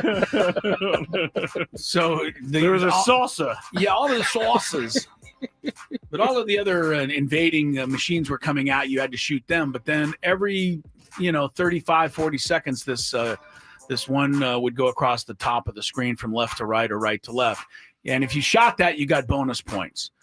Somebody taught me that if you took something like 17 shots and then waited for that saucer to come across, you always got the maximum. If you hit it on the 18th shot. A little bit of a cheat code. Space Invaders was number 5. Look it up. I know what it is, Chris. All right, you do, but not everybody. It's on my phone, actually. I play it all the time on my phone. Interesting. Okay. Where do we want to go next? Let's go. Tony. I'll go next. Yeah. We'll take you back to the 90s. And I can't remember. I think this was maybe Super Nintendo or maybe Nintendo 64, but a racing game called F-Zero. Oh, man. Yeah. I do remember that. It was a throwback game. It was like a futuristic kind of racing game. I can't even describe to you what the vehicles were. They just looked like they hovered and they were kind of fast. Love that game. Yeah, that was a cool game. A cool game. My number 5 is, I can't put it at 1, but I'm just going to say the Madden games, because growing up, I really, truly believed I was going to be a general manager for the San Francisco 49ers. And so I would go into the franchise mode, and I would do everything by the book. Contract negotiations. And my team never won the Super Bowl, so I because you got to skirt the rules, man. Well, I know I got to go, and I actually just got a bid on all the free agents. I was like trying to build a roster and the salary cap. This guy's over here trying to save money, like a regular owner. Well, I have to extend Steve Young next year, so. But, yeah, I love Madden. I haven't played the newish ones. The last one I played was like 2 or 3 years ago. And it's still fun, but it's not the same. How funny is a Madden 6?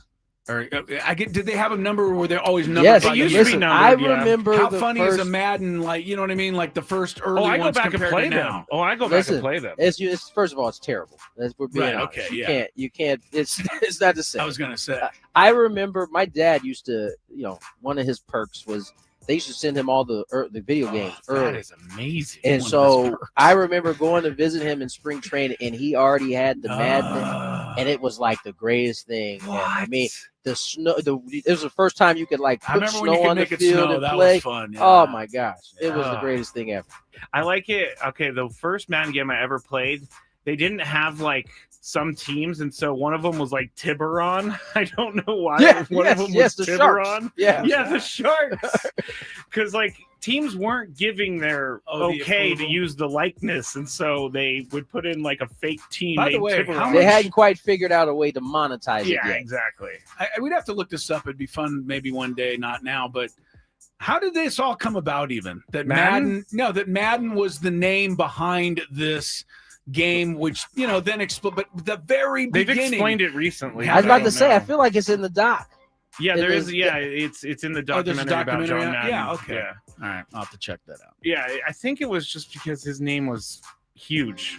Yeah, and then so they just he went named the game after him. And... Well, yeah, you got to remember it was he at the time. I mean, there were some obviously some stars, but him and Pat Summerall were like the dude at the time. Yeah. And he had, I think, the first couple Pat Summeralls on the games with him for the most part.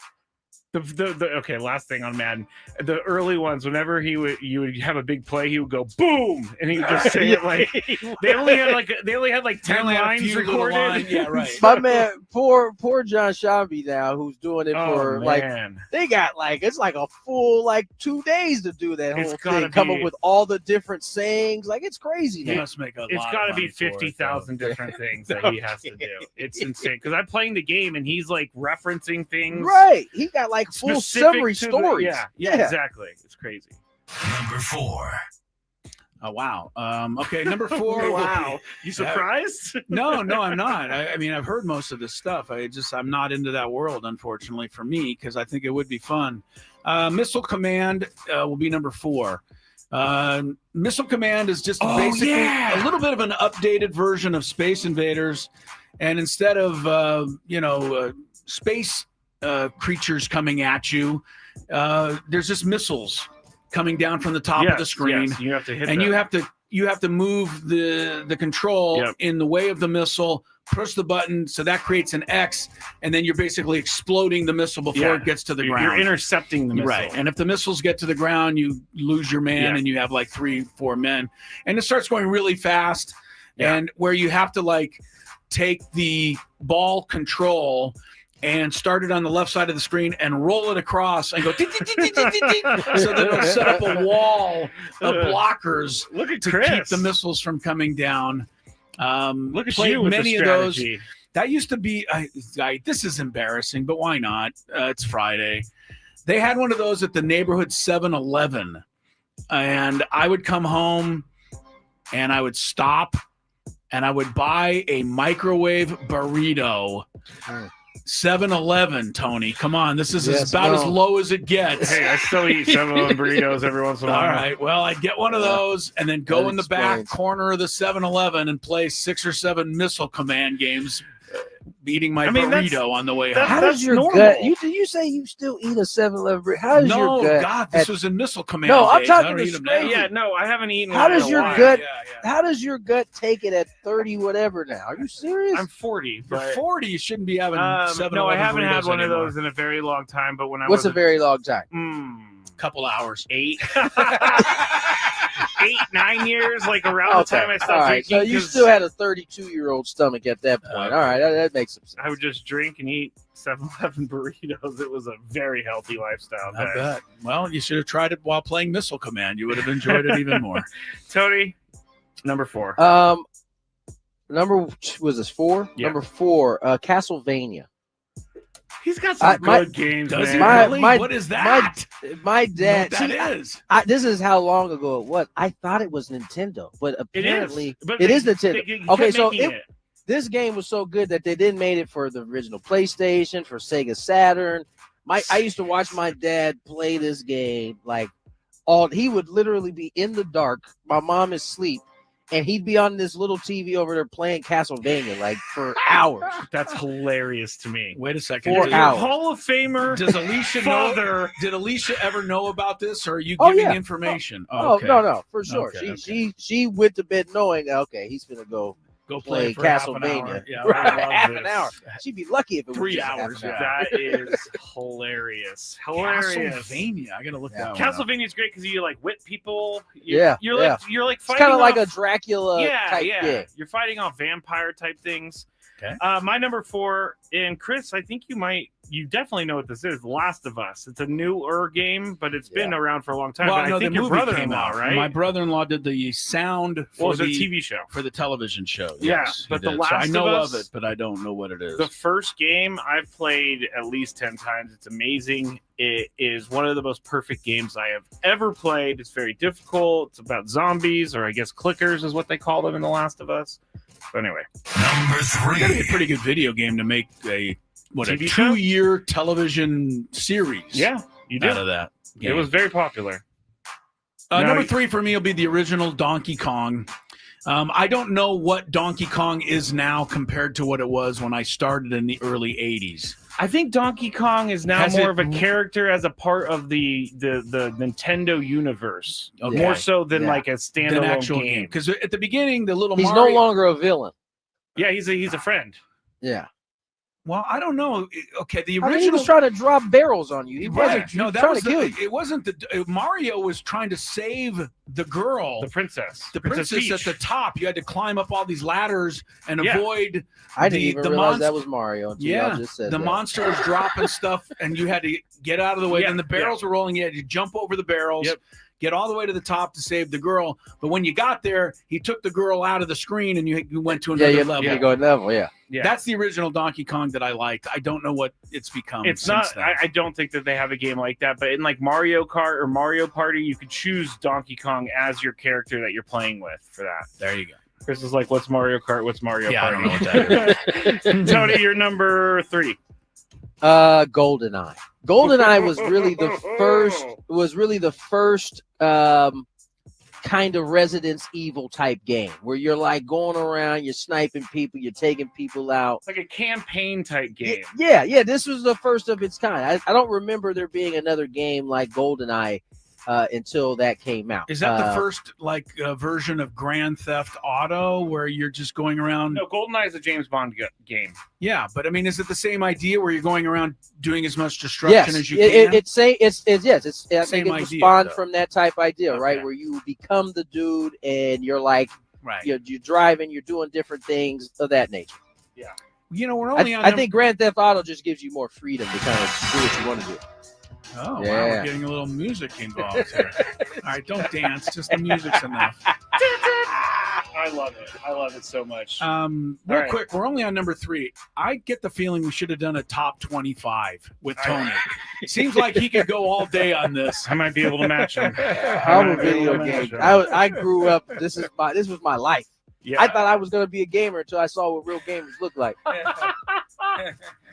Hey, they're athletes now, okay? Yeah, no, they got it. They got it. My number 3 is something I recently started playing again because as a kid, this is going to explain a lot about me. I played Wolfenstein, which was a game where you killed, where you're in World War II and you killed Nazis and all this other stuff. But it's a graphic game. Can you imagine? Well, now maybe that's crazy anymore, but could you imagine them trying to produce a game like that back in the 90s? No, like now. Oh, now? Like I mean, yeah, I don't think it would happen. Yeah, I don't think it would happen. But my dad used to play this all the time, and then I started playing when my parents were looking because they knew it was a bad game for me. But Chris probably has no idea what Wolfenstein is. No, I'm curious about the Castlevania one. That one sounds. You need to Google it later. I will. Number 2. Number 2 for me will be. I think I'll go sports on at least one game.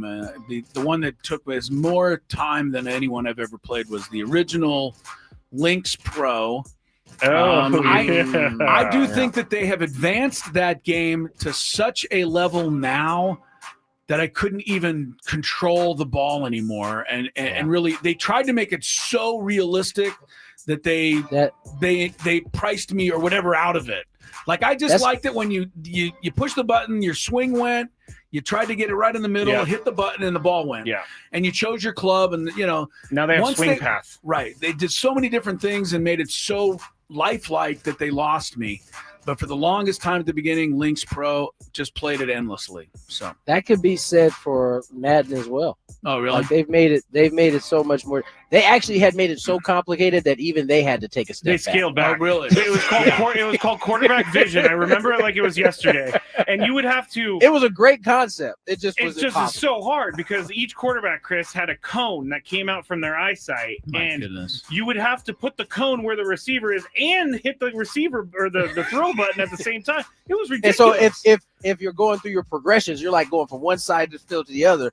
And I mean, it was hard. And then I'm like throwing it out of bounds every single time. I had to turn off quarterback vision. It was too much. Tony, do you give us your number 2? No, number 2 on mine is RBI baseball. Oh. Dun dun dun dun dun dun dun dun. Dun, now, dun, as a dun, kid, is that did you Ken Griffey baseball? No. This was before King Griffey. It was like the original baseball game. Yeah. And that was the song when you had runners in scoring position. So the Padres wouldn't hear that much? They didn't even have. Did they have the Padres? I don't know. One of the versions, I don't know if they had the Padres, but the second version they did. All right. Now, as a kid, were you into playing as your dad, or were you into being someone else? In the RBI days, I would play with my dad occasionally. You remember there was no really concept to the game. You're just playing games. Yeah. But then once they went to like having a season and doing all that, I probably played with the Padres more. And then once they said fantasy draft, I would just try to draft my dad onto whatever team I had. I mean, that's so cool. I gotta say, that is pretty darn cool. All right, my number 2. We're running out of time. Mortal Kombat. The other thing with my dad was, we as a family to be like, all right, how good are you gonna make him? Because sometimes they try to shortchange pops on the video game. So that's so interesting. We need to do like a podcast on that one day because that's very interesting to me that you guys as a family would look at his rating and be like, "Screw you, video game." 100%. Whoa! What? All right. Number 1. Mortal Kombat was my number 2. Gotcha. Number 1 for me, the only game I was ever good enough to actually draw a crowd. People would come and watch me play Pac-Man. And the reason they would, there was a reason. So funny. There was a reason for it, though. Anybody who knows a lot about the original Pac-Man will know this, but a lot of people didn't. There was a pattern. And if you learned the pattern of how to move your little Pac-Man through the maze, the ghosts would never get you. So you couldn't be, eliminated. And what would happen is you would go, most people could only go 2 or 3 levels before they finally ran out of Pac-Men. I could go to like level 25. So people would be seeing the game, stuff in the game that they'd never seen before. They didn't even know existed. That's a good feeling. So it was fun. That's a great feeling. Being a professional Pac-Man guy. I have been on the internet for a few years now, scouring to try to find that pattern again, so that I could do it again because it was really fun. But I can't find it. You definitely. It's hard to find because now everybody's got a pattern. Now there's a million of them out there. Anyway, number 1 on my list was the original NBA Live. Oh yeah, it was the first like real. You had the hardwood floor. I remember playing in Boston. You had the parquet there. Like they had all of those details. I just remember sitting. This is back when my parents had a house in Fishers, Indiana. I remember sitting there in those cold winters when we go back for like Christmas, and I'd be on those video games like all day long. Playing my pops, playing my uncle. We just go one-on-one all the time. There's something great about that feeling of sitting down to a video game and just having nothing but time ahead of you. Nothing but time. Yeah. There is. I was playing video games and ordering music videos off the box. That's what it was called back then. That shocked me. I bet he was eating with the other hand. Yeah. Had a little bite of food over there on the side. Playing with his toes, actually. My number 1, Tony already said it, GoldenEye. I love this game. It changed everything about games for me. N64, doing the missions, having a campaign, like acting like you were actually in a movie, changed video games for me. It was great. So, all right. There's our countdown. We got to get away at the top here, but we got Chris vs. the Fans coming up, 833-288-0973. Let's play. The South Florida Bulls are super trendy. I'm Sammy Pete, here to help you beat the books with the BetMGM.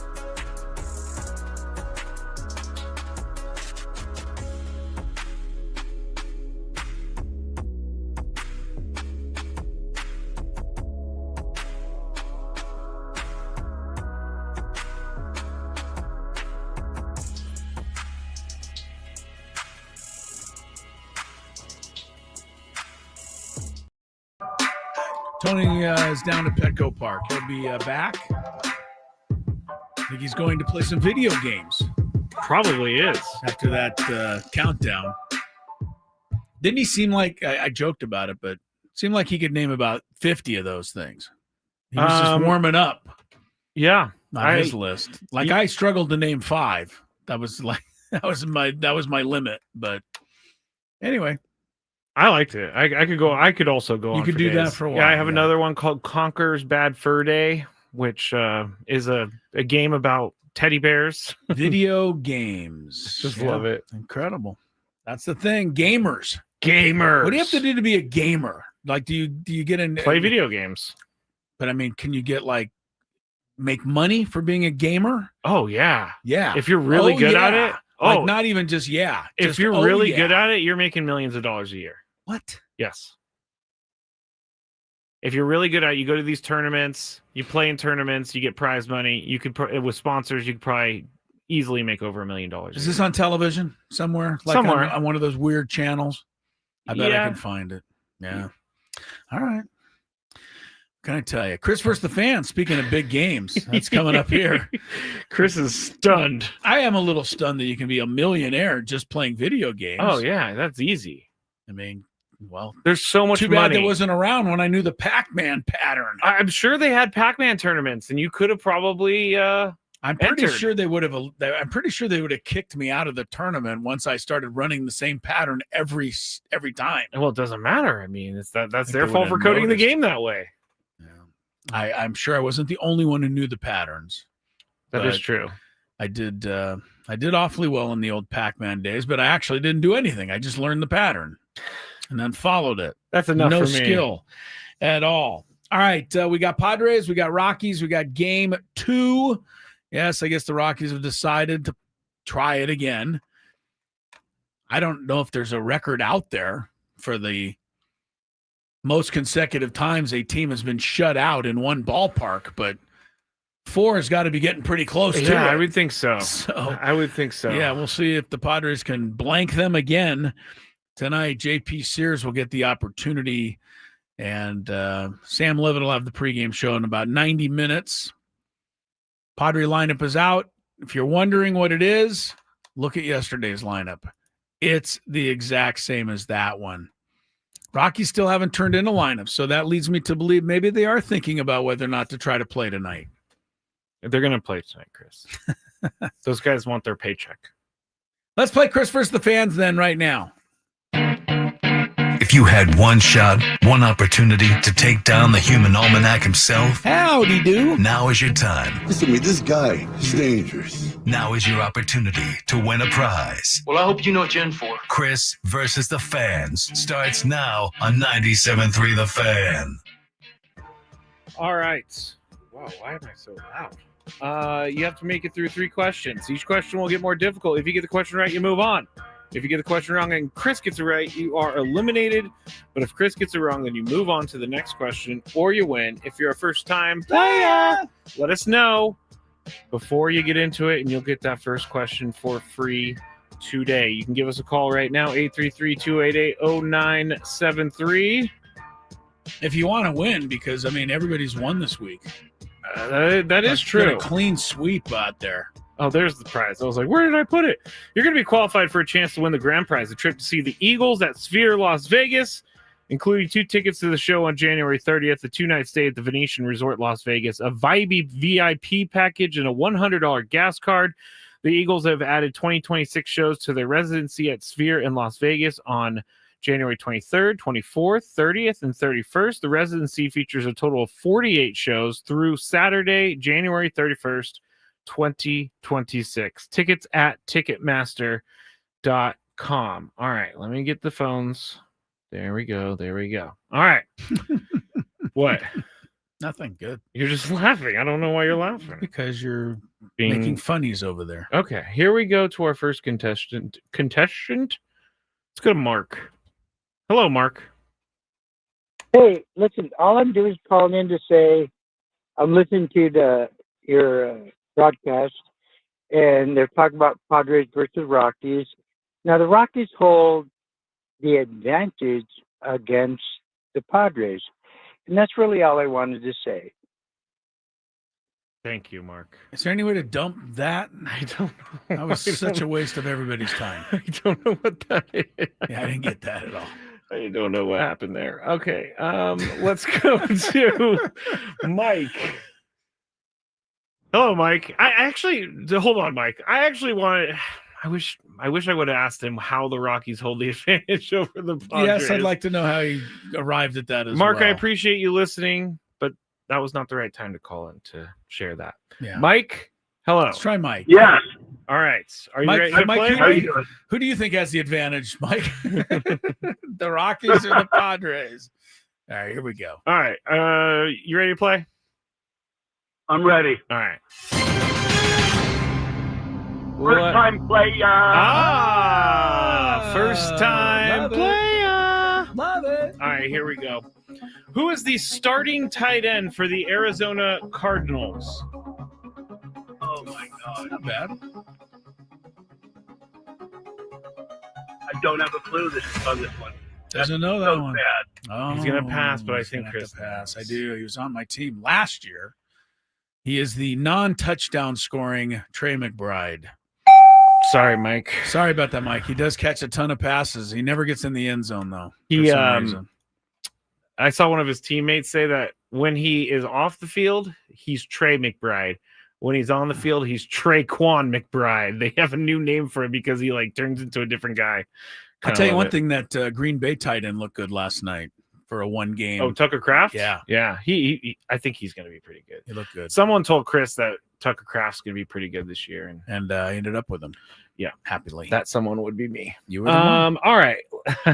Patting myself on the back for that one. Yeah, but I'm the one that's going to benefit because he's not on your squad. That is true. I took On my Sam squad. Laporta and he stinks. Let's go to Hector. Hello, Hector. Hey, good afternoon, guys. Good afternoon. Are Hey, you ready Hector, to good play? luck to you. Yes, sir. All right, here we go. Question number one.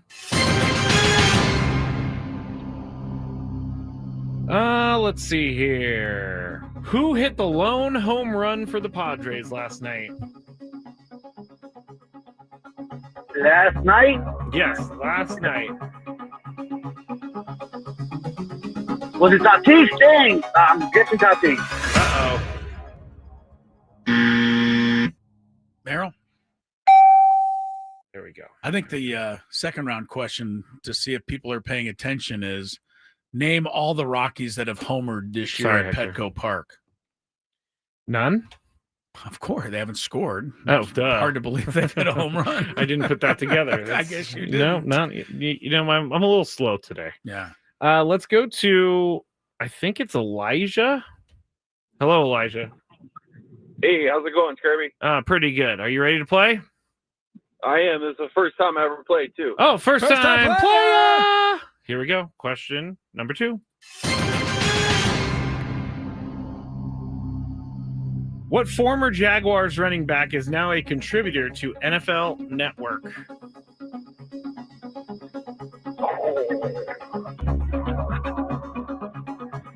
Was that an ETN? I don't know. ETN. Unfortunately not. Maurice Jones-Drew? I'm answering fast today. I'm not giving any You are background. Yeah. For all the stuff that we went through this week, you Yeah, are just crushing it right get now. routed all week, but today, well, I got to say, we haven't had the. Hey, don't! I'm stopping you right there. Let's go to Joel. Hello, Joel. Stopping you right there. Hey, how's it going? Pretty good. Hello. You ready to play? Awesome. Joel's going to turn it around right here for us. All Come on, right. Joel. Did you say first time player? No. I sure did. First time player. First time. Okay, player! let's go. I love all the first time players today. Here we do. go. I like it Question also. number 2. All right. What Dallas area college is nicknamed the Mustangs? SMU? Got it. That is correct.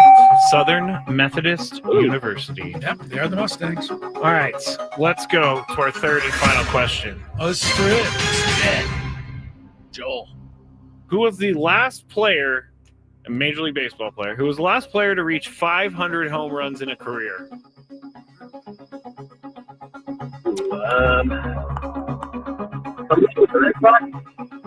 Say it one more time.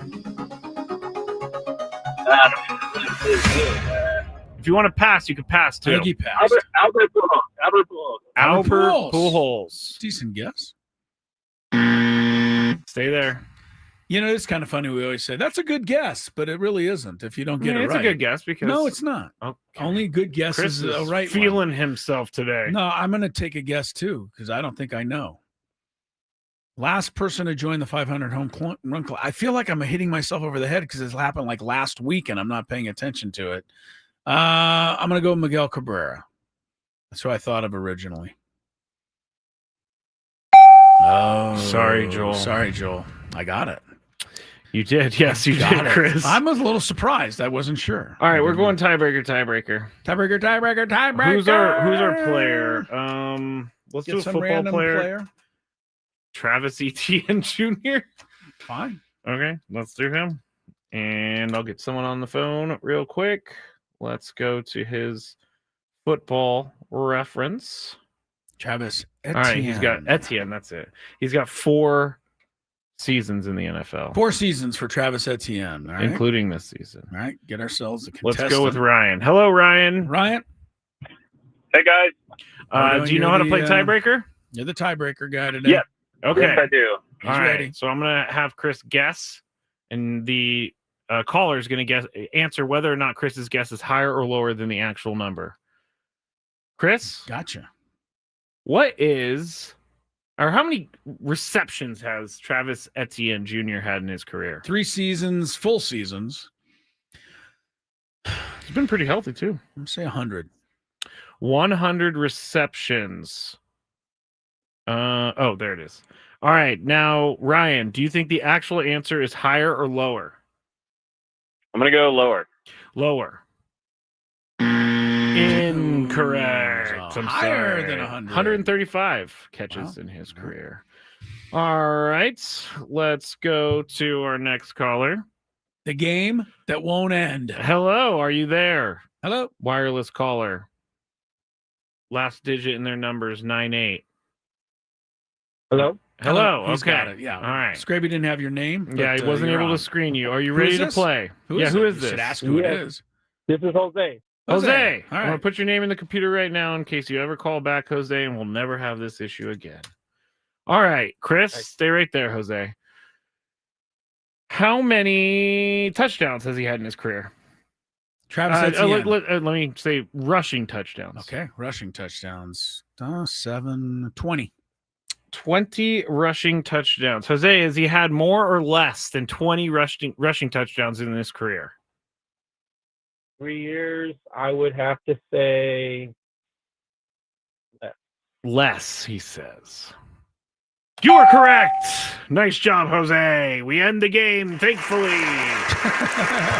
He had 18 rushing touchdowns. It was close. 18. You were very close. Close. It's so funny because in 2023, he ran for 1,008 yards, 11 touchdowns, and he caught 58 balls for 476 yards. And then I had him in fantasy last year. Not much. 2 touchdowns last year.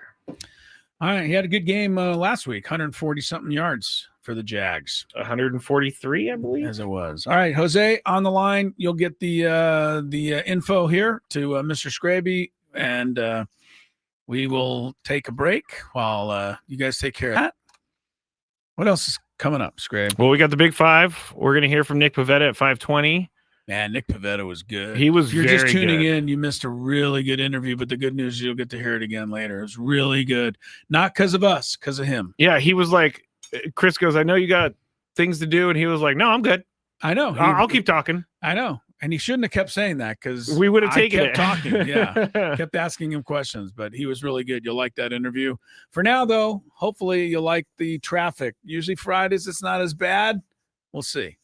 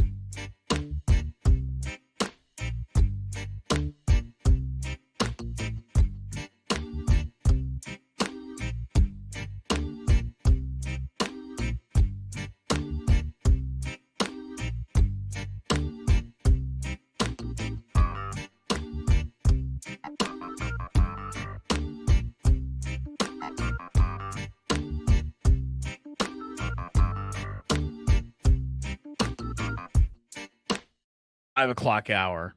Crisello, Tony Gwynn Jr. with a big 5 around the corner will join us shortly again from Petco Park. Scraby's there.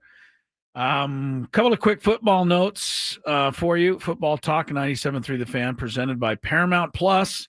You can't count on much these days, but you can always count on Sundays with the NFL on CBS and Paramount Plus. Watch your local NFL game live every Sunday on CBS and Paramount Plus. All season long, visit ParamountPlus.com/NFL to get started today. Here's the notes. Brock Purdy, no go. Not playing this weekend or for a while, 49ers say. Mm-hmm. Mac Jones is the starter. Tyreek Hill, Miami, says he's not focused on the charges of abuse allegations. He's focused on football. Who's this? Tyreek Hill. Oh. You know, he I thought you were talking. I don't know why you're talking Mac. Oh. I thought you were talking Mac Jones. No, I'm Mac like, Jones wait, is the what? last story. Mac Okay. Jones is the All last story. Tyreek Hill, the first time he gets open more than 10 yards downfield will be the first time in like 3 years. He is playing. Chargers, lineman Tier Tart. He's the guy who slapped Travis Kelce last week. Okay. He got fined $12,000 for doing that. They'll actually make the official announcement tomorrow, but you know ahead of time. Both the Steelers and the Seahawks have big injury problems on defense heading into their showdown in Pittsburgh Sunday. Jerry Jones? Not Mac Jones now, Jerry Jones. Jerry came out today, said, after they chanted, "Thank you, Jerry," in Green Bay last night for the Micah Parsons trade, Jerry says. I mean, they should be saying that. They are, but Jerry says he doesn't feel like, he made a mistake there. I will say this, Micah Parsons is good, but he's getting all the credit for the Packers' success so far, and that's just silly. Like, there's 11 other guys out there that are really playing well on defense, not just him. Yes, there is. Speaking of football, final reminder, 97.3 The Fan Eliminator Challenge. We still have 75 entries, and want to make sure everybody gets your pick in before the weekend. So go to the ESPN Fan Eliminator. Find 97.3 The Fan. If you're in that, make your pick. All right, Scraby, we got to take a break because the Big Five is coming up. And you're rocking and rolling. You're ready to roll. I'm ready. We're ready to roll. And Tony's, just knocking down the door. So let's play ball on that when we come back. Hey, Padre fan.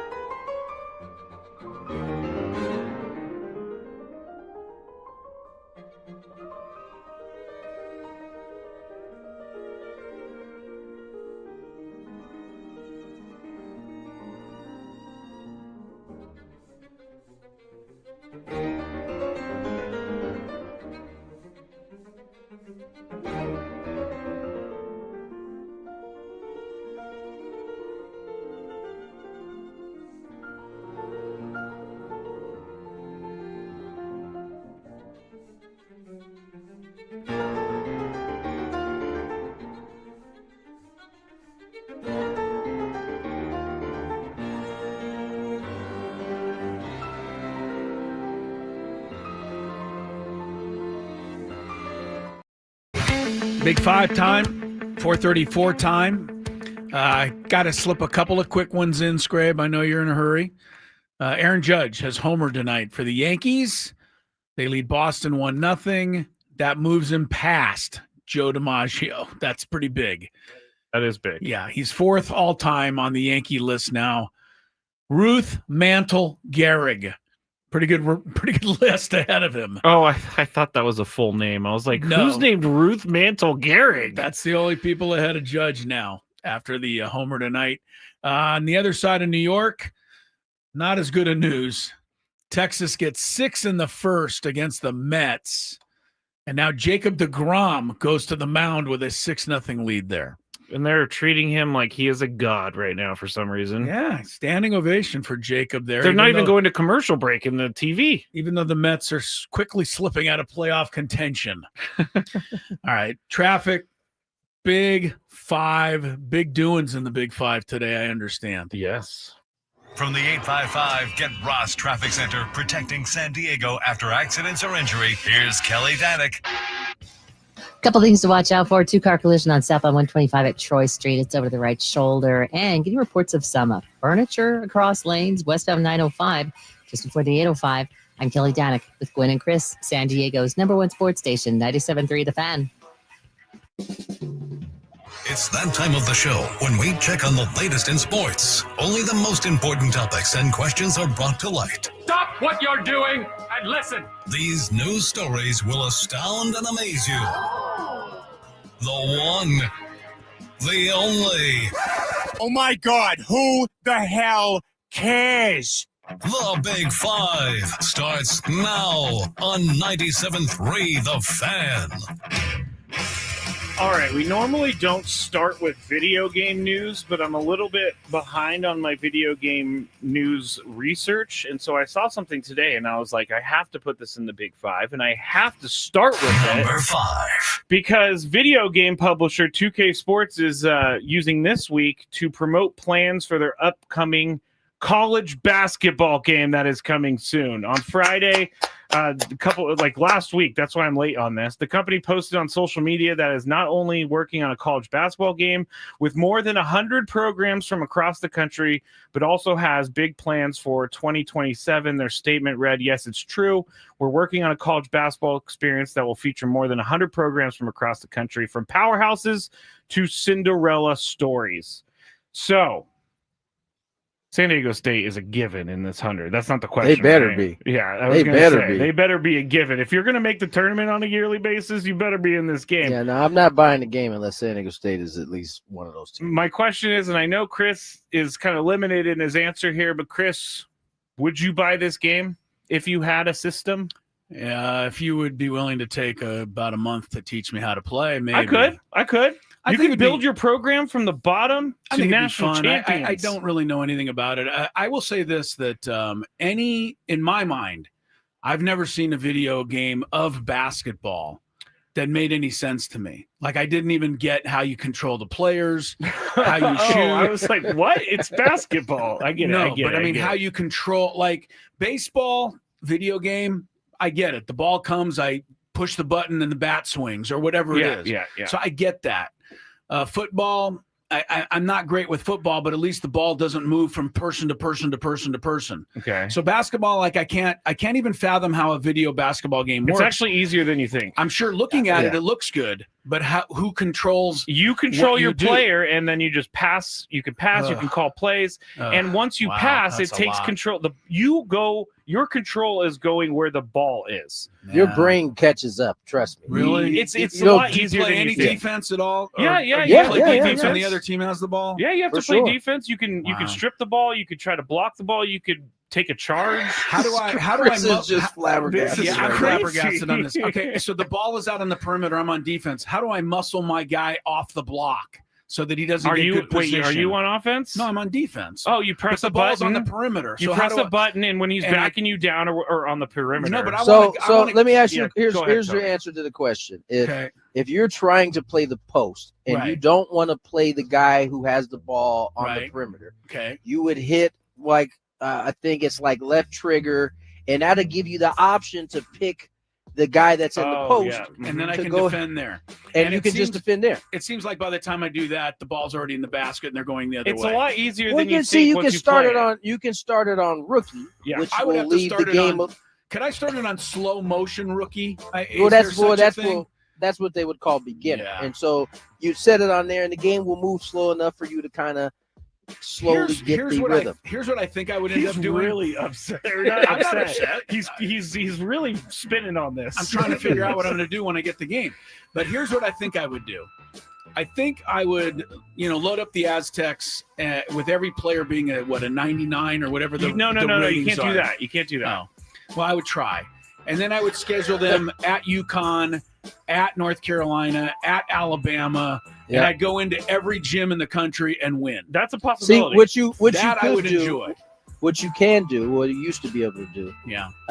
And I think in the new NCAA, what you have to do is because you got to find the players that are made up by the computer. Okay. And then you can go in there and edit these guys' attributes. So That's in this true. case, you can go in there and maybe spike some of the players on the Right. San Diego State or whatever. Can school. I go back in time and bring Tony Gwynn Sr. in to be my point Hey, guard? they may You have can a create Tony Gwynn Sr. from Well, if I'm going to 1978. create him, I might as well just create me as the point guard. It'd be more fun. Exactly. You That's can do the that point. too. You put yourself in there, and Put you yourself can have in you can have yourself in 79, 80, and Oh, go to with work. with the high shorts and the 1970 headband. No, with an afro. Me with an afro. Right, exactly. You did have an afro, though. Afro. You probably would rock a headband too. To A keep little the sweat. headband going. Oh, Yeah. wow. And even though, he does wear glasses, those little Rex And then specs. listen, and I in would not wear those. these days, this day and age with the video game, they will have the option for the long, short, medium shorts. Really? So, Oh, so yeah. yeah, You you'll can be do able all to. of that.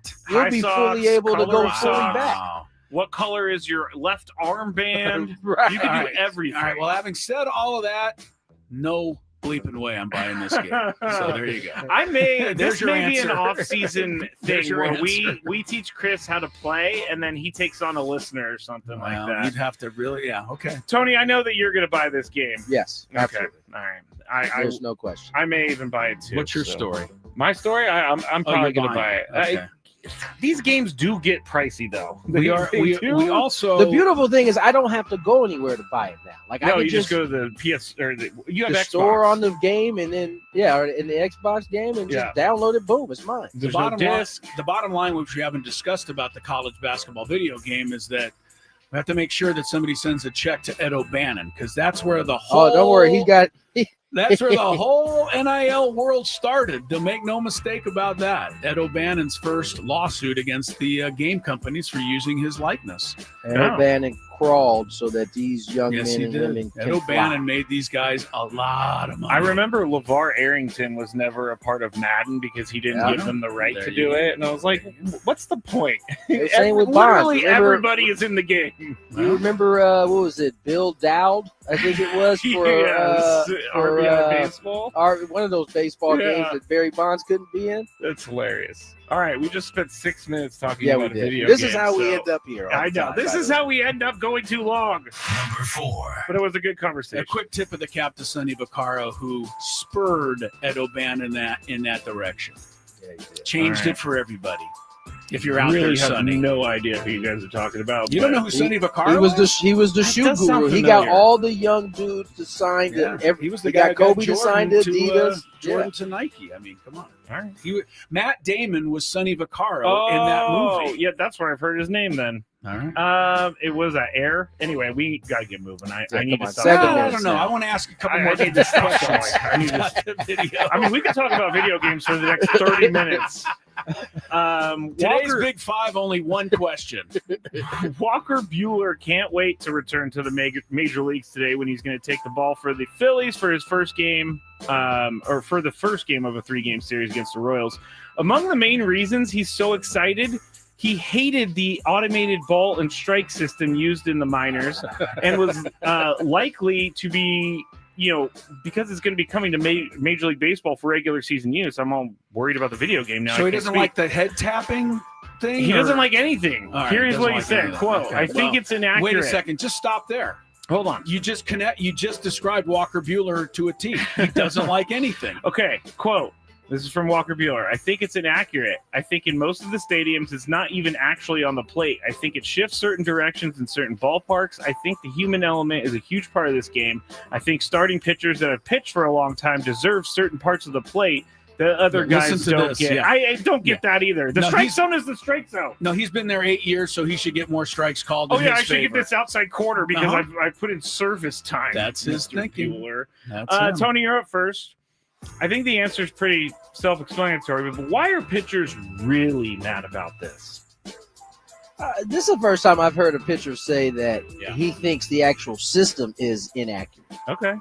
That's a whole other thing, because, part of the reason why they hadn't brought it up here is because there was concern that it wasn't going to be accurate. Now, if there's any credence to what he's saying, that's a little bit of a problem. I think that's not what I'm sure that's not what Major League Baseball wants him out there saying. However, I mean, he might be able to speaking guys about, playing games in Charlotte or, wherever he's playing these games where they don't have quite the technology system of a big league stadium. Well, yeah, I mean, I'm assuming if they're using it in these places, it's the same. I would hope that it's the same technology, but either way, I think this is just kind of old pitchers kind of view. I mean, Max is the same way. He seems to hate all of this stuff too. And I think I understand where they're coming from, right? They've spent a long portion of their career, it's when they were young, having to make sure they, hit the ball through the ball in the zone, and they didn't get those calls. And they watched their older veterans, especially Walker with Kirsch. He watched Kirsch get calls that, that's true.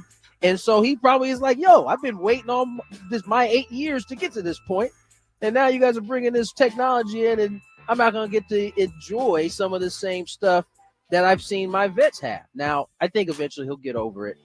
The players will adjust, but I at least understand where it comes from. All right, Chris, why are pitchers really mad? Yeah, I don't know. I think that the pitchers are thinking of a pitch that's an inch off the plate that gets called a strike and then gets taken away from them and would never have happened in the past. But I don't think pitchers are thinking about the one that's at the knees that gets called the ball that can be turned into their favor. So, I think they're looking at it from the wrong, lens. I was going to rip on Walker Bueller just because I kind of don't like him. But I'm agree with Tony here. I think Walker Bueller's coming from a point that makes some sense to me. He was a young pitcher who didn't get certain calls, and now he is an older pitcher, and he's not going to get more calls than the younger pitchers. So I see, I actually see his point here. Okay. All right. Number 3. Patrick Mahomes has started 68 home games in Kansas City. He's only been an underdog once. This week will make it twice, as the Chiefs are 1.5-point underdogs at home against the Eagles on Sunday. And before you go running to make that bet, the only other time bettors had this opportunity, it was a losing bet because the Chiefs were 2.5-point underdogs at home against the Bills in Week 6 of 2022. And the Bills beat the Chiefs 24-20 in that game. I think that may have been the infamous Patrick Mahomes meltdown game. I would have to go back and look. But 2022 seems like a long time ago. Yeah, the refs are always picking on us. Hey, hey, ref, get over here. My guy was offsides, but how did you call that on me? See what happens when you win too much. This is the behavior that happens when you start. He lost his mind about one call that they missed. He's lost his mind one time. He was offsides. He's lost his mind one time in his career. That's the only thing you guys had. He was upset. That was the game where Kelsey lateraled the ball. And that would have been the play. touchdown, but the other wide receiver was offside. Yeah, Kadarius Toney was offside. Yeah, okay. But I mean, he lost. You can think of. You know what? It's funny that he didn't lose his mind after the referees made up a rule on the spot last year against the Raiders. He didn't seem to complain. He didn't seem to complain when the ref walked out at the mic and said, "You know what? No infraction. Chiefs win." Yeah. You know who else would pretty much what he said. And I don't. You know who else would have complained if it was them? Neither of you two would have never complained either. Yeah, I would have given it back, Tony. I would have said, I'm a legit competitor. I'm a legit competitor, ref. You can't give us that one. All right, that's not the question. That was fun, though. Chris, would you bet on the Chiefs plus 1.5 this weekend? I would. I only because I don't have a statistic on this, and I'm sure somebody does. But I like the Chiefs in a Super Bowl rematch. I think not that they've been thinking about this game all off season, but the Eagles did whip their butt pretty good, and I think the Chiefs, they're the kind of team and organization that I feel is going to put a little extra input into this game. Number one, number two, Patrick Mahomes doesn't want to be 0-2. He's not used to that either. So I think it's a good bet for the Chiefs this week, to be honest with you. Tony, would you bet on the Chiefs plus 1.5 this weekend? See. All right. Without a doubt. I think this, as Chris said, they don't want to go 0-2. I know 0-2 is not as devastating as it used to be because there's some extra games now, but I still think that it's going to be tough to go out and beat them. They didn't play horribly the last game. So I think I would expect that they're going to come out all guns a-blazing. All right. Especially at home. Number 2. Yeah, home. If DK Metcalf is feeling some kind of way about playing the Seahawks on Sunday, he's not going to say publicly. He was speaking to the media earlier this week, and he said he has, quote, no extra juice this week as he faces the team that actually drafted him in 2019 and then traded him to the Steelers in this offseason. He said, quote, it's just another football game. Prepare for it like any other football game. But because after this, you've got to prepare for the next opponent. The next step on the schedule is just how it is. It's not different at all, end quote. Tony, do you believe him? No. I was going to say, there's something extra. Of course there is. They traded him. And I'm sure they probably told him it was coming. But they traded him. And, I don't know that any real competitor goes back to the old place that they were playing after being traded, not leaving as a free agent, but being traded, even if it is leaving as a free agent. I don't know any of them that truly have no extra oomph when they show up to whatever sport they're playing.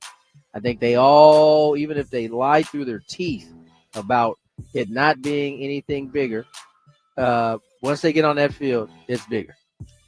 Chris? I also, I'm agree with Tony 100%. And just to, add on, I don't think there's an athlete anywhere that can honestly say that when they're traded, it doesn't hurt just a little bit to be traded. 100%.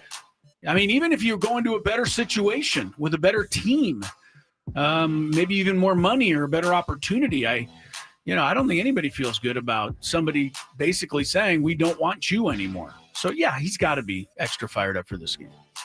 All right. Number 1. Although DK, he kind of meanders his way through the season. So it may take him like a second quarter to figure out, oh, these are the Seahawks. I used to play for these guys.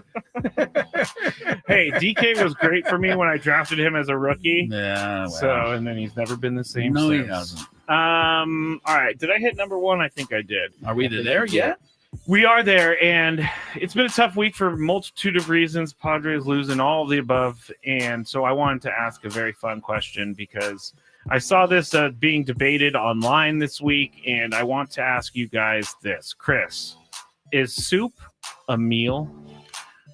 Yeah, depending on what it is. I mean, what do you mean? Like bouillon is not a meal? No. Is it that's like soup? If Lori says what's for dinner and you say soup, that's your main course. Yeah, okay, let's be honest. Let's answer this properly. In my world, soup can be a meal. I've seen a lot of people have soup for dinner, and I get it. It has never qualified as a meal in my world. If you tell me that we're having soup, I'm immediately on the lookout for something to add to that soup. Yes. You need something on the side. I do. I will say the clam chowder, New England clam chowder, like a huge bowl, pretty good sized bowl, that can fill you up pretty good. I mean, it is like cream, right? Right. So, I think you can get away with potatoes, clams. Yeah, but it's not in my world and not a meal. No. Okay. Tony, First of all, every time someone says New England clam chowder, I think of Ace Ventura, Pet Detective. Every single time. Is soup a meal? Soup is not a meal. Soup is not a meal.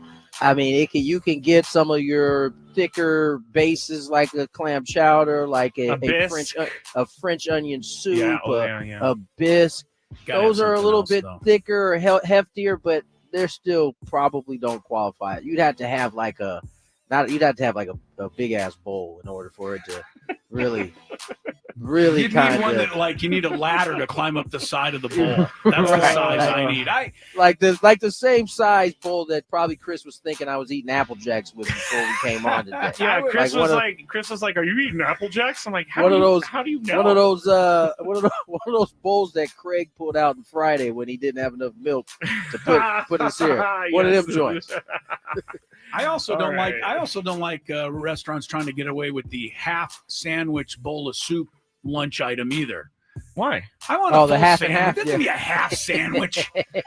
I'm ordering the full sandwich and a side of soup before I get the half and half. Typical American, just stuffing himself overindulging. with carbs. Sorry, I swim every morning so that I have the right to eat the full sandwich.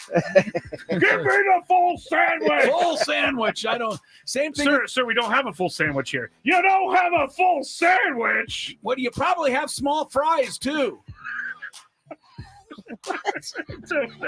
Who orders small fries? I can't. I told you I have done that in the past, and ever since I heard that, I lost a lot of respect for you. Small fries, like okay, like small fry medium order, large. small, medium, large. Yeah, no. Ever since I heard that, I lost a lot of respect for you. I don't know if McDonald's. The only time there is a room for a small fry is when you are starving, but you know you have dinner plans right around the corner. Yep.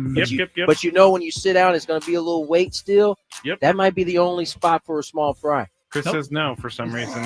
I don't know why. All right, that's it for the Big Five. When we get back, I mean, even your children, Tony, like when Trey made his first trip to McDonald's, I bet you got him the large fry just so you could eat a few of them that were left over. Well, yeah, because I'm going to be indulging myself. That's different. I was going to say something else, but we need to go in the interest of time. That was the Big Five. When we get back, we'll preview Game 2 between the Rockies and the Padres. We'll also hear from Nick Pivetta here on 97.3 The Fan.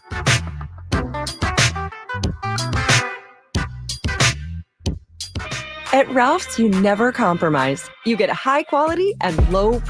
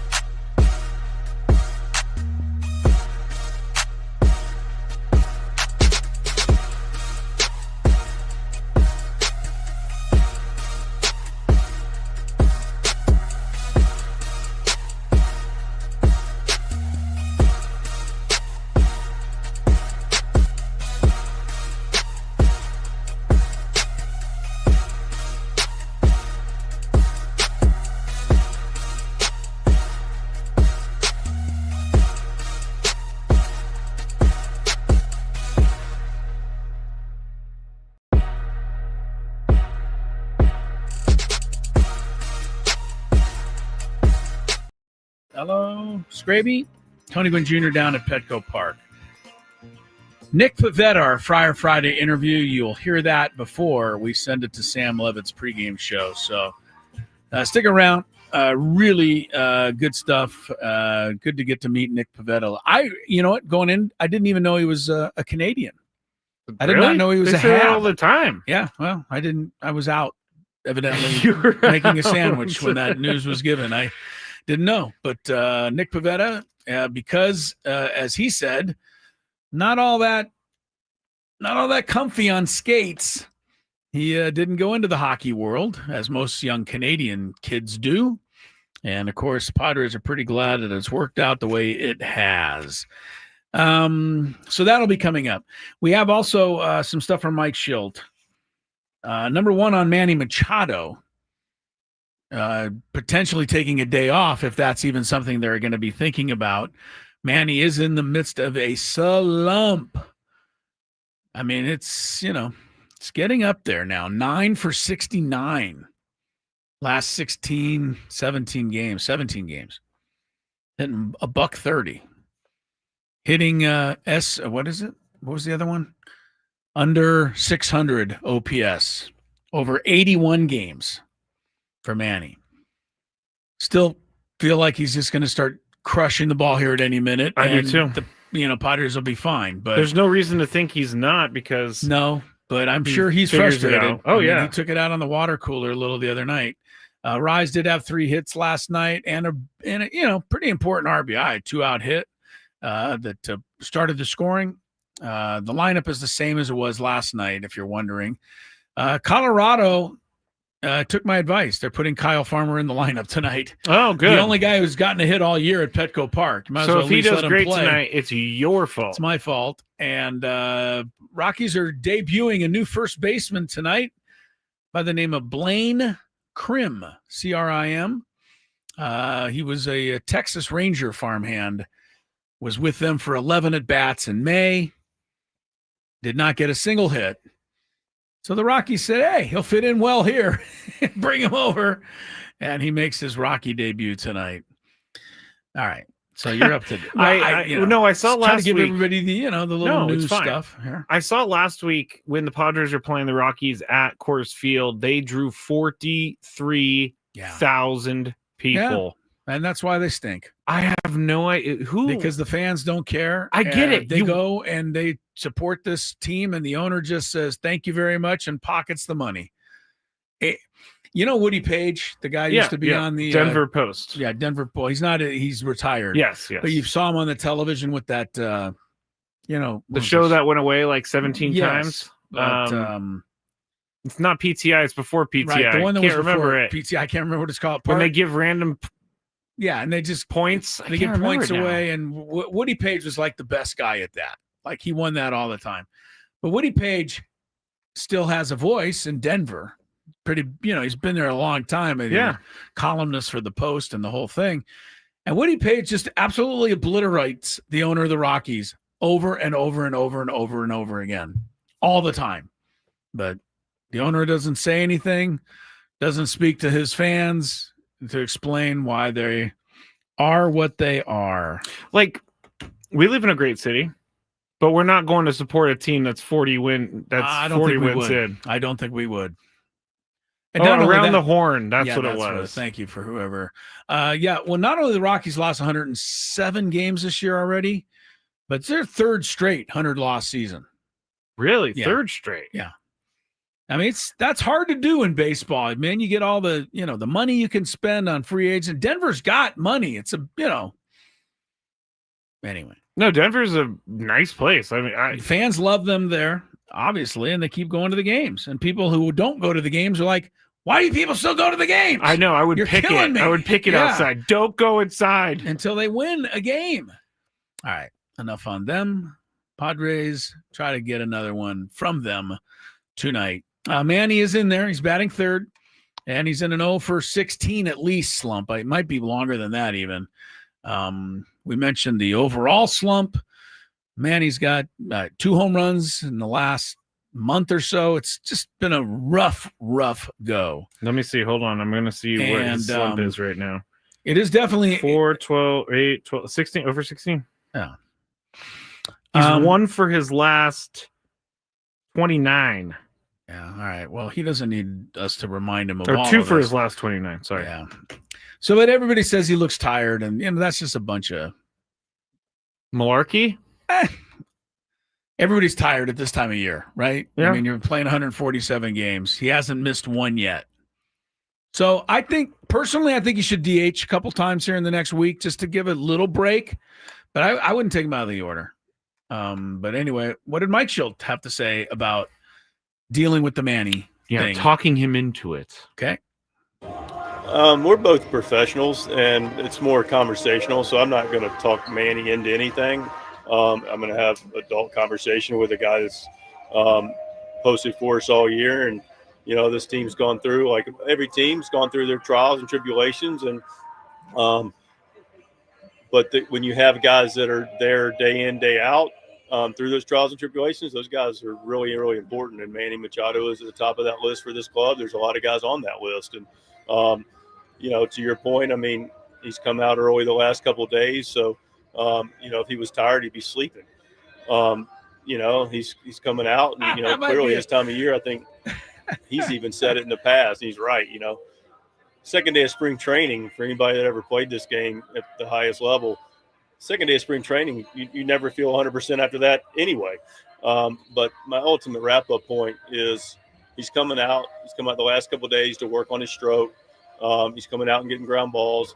May not get them today, but he's a big part of how we compete. And he goes through the ebbs and flows of it, and we'll continue to have conversations about what his work looks like and what his availability on the field looks like. And those are not constant conversations, but they're consistent. And we land at a place that he thinks is best for the Padres. That was funny. If he was tired, he'd be sleeping. Good line That by is a Mike good Schilt. Okay, a couple of quick things. Manny is officially I checked while we were listening to that. 0 for 17. He's 0 for 16 in the last 4 games. He also made an out his last at bat of that previous game. But his last home run was in Colorado, and it came off of Tanner Gordon, who's pitching tonight. So maybe that's a good sign to get Manny going tonight. I think it would be a very good sign. I'd love to see him, I'll take a line drive to right center, and I'm sure he would too at this point. His line drives look better than other line drives. They are cool when he smooth, when he hits one and it's that smooth swing. You're like, how does he ever miss the ball? Yeah. But then he just starts, like lately, he's just missing it like every time. You're like, ah! All right, Xander Bogaerts. I know. Well, you want him to get going. Xander Bogaerts is getting going and getting closer, it seems like. I don't know how much longer. Maybe within the next week we could have Xander back. That's my timeline. Here's Mike Schultz. New in the sense that positive and new. I saw him. I didn't go to the cage. I don't go in there, but he played a nice catch. Saw him do that. Saw him move around. I know he did some defensive work. I didn't see that. Reports were favorable. First of all, he was able to have a good day from yesterday to build on today. So that's a positive when you talk about positives. And then he was in the cage hitting and doing some bunting and tracking, and so he seems to be good spirits. And like I said, today we were able to progress from yesterday, so that's clear positive. He's got nice bones. He does. Mike Schilt is aware of that. I hope that Mike Schilt is aware of that. It's what he said last week or a week or two ago when he got hurt. I think I should go and talk to Xander about his nice bones next Doesn't time. anybody find this so ironic, though? What? That in May and June that everyone wanted him out of here, and now we cannot wait for him to come back. I don't find it ironic. I just find Does anybody write in the chat, for instance, like we're talking about Xander right now, does anybody go, God, I hope he stays hurt the rest of the year? No. Right? But in May and June, they would have said that. No, their new It's the way it fixation goes. is Yes, Luis poor Arraez. Arraez. And again, it's all about finding the best lineup of the day. I saw Arraez commenting on the fact that he notices, and he's hearing some of that really frustration from the fans. What is he saying about it? He doesn't love it, but he also doesn't love how he's hitting this year, and he wants to hit better, and he's going to keep working until he does. Like that's as good attitude as he can have. I like Luis Arraez. As good attitude as he can have. I don't like him swinging at those pitches at his head. The flies to left field are starting to get under my skin. Oh, you're joining the dark side. No, I was ultimately thrilled last night that he was 3 for 4 with an RBI. Me too. Because that'll keep everybody off my case for at least one night. Our boss Adam sent us a text last night of it was the gif of Vince McMahon walking in and he's got his like chest puffed out, and it was when Robert Suarez closes and Arraez has a 3-hit game. This is Chris, and I was like, yeah, you're right. Chris should walk with his chest puffed out. I think Adam just continues to troll me. He's not trolling you over and over again. He's not trolling you. Somehow I'm the only person on the planet who thinks Suarez should be the closer of this team. That's not true. Okay, then Mike stop Schill. saying I'm so happy about it. He's not closing for me. He's closing for everyone out there. Mike Schill thinks he should be the closer too. Maybe Nick Pivetta should close. We will not talk to him about that. But everything else you can think of when we come back on our Friar Friday interview, you definitely want to stick around for it. You can.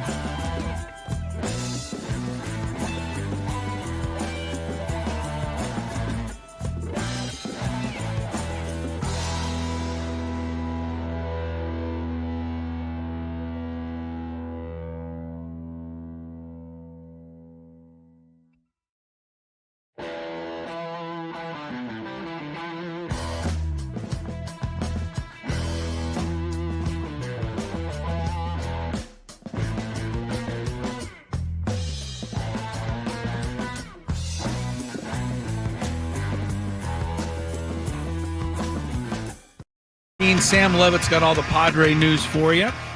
David Morgan is on the injured list. That was the one news item of the day. J.P. Sears was officially called up in his place to make the start tonight. Pregame, game, and it's all coming up. A couple of very quick notes before our Friday interview with Nick Pivetta. Washington Commanders are still awaiting the final word on the injury suffered by Austin Eckler last night. If you saw it, he ran out in the flat. He fell down. They think he has a torn Achilles, but that is not 100% official yet. Hopefully, for his sake, it's not. The other one was Jaden Reed of the Packers, who caught a touchdown, only to have the play called back due to penalty, and then only to separate his shoulder or whatever it was when he hit the ground. He broke his collarbone. I'm sorry, broke his collarbone. Yeah, it's actually happening on the replay on TV right now. Okay, yeah. So he's out for most of the season. They don't have an official timeline, but the Packers look really good to me, as we've talked about already. But Reed is a weapon that they can use, and they won't have him for quite a while, if at all. All right.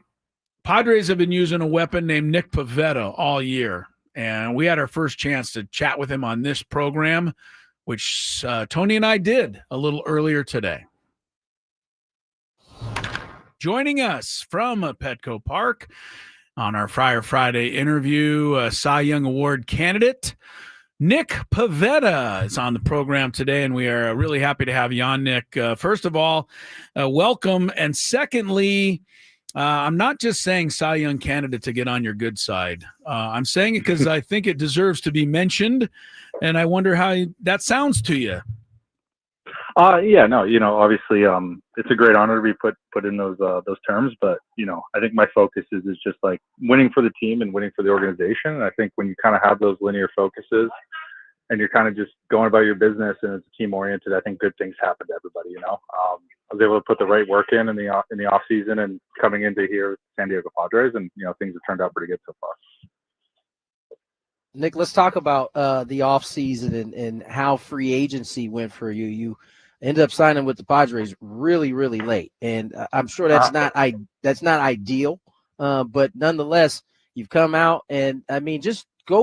What went into that free agency for you as it got towards the end there, and you were finally able to sign with a team? Yeah, I mean, it was definitely an interesting process for me. I mean, I had the qualifying offer attached to me, so I think there's a lot of unknowns going into that process. But I just stayed patient, stayed focused. I worked out at Cressy's Performance Center in Jupiter, Florida, so I'm around baseball players all the time, and I think just working out with other guys and continue to work on baseball and focus on that, knowing that I'm gonna land somewhere, and gratefully and awesomely, I landed with such a great organization, great group of guys at San Diego Padres, and I think I just stayed patient, just tried to stay sane-minded, and knew that something would come my way. And luckily I landed in a great place. Led by AJ with Schilt and then Ruben, and then the plethora of guys here that lead this team to so many wins. And then also it's great to be part of a winning organization as well. It's a great gift as well. So the success that they had is just I was very, very grateful for the opportunity. Nick Pivetta is with us. He came right on the scene for the Padres here. I mean, he introduced himself to us with 7 innings of one-hit ball in his first outing, and haven't really looked back since.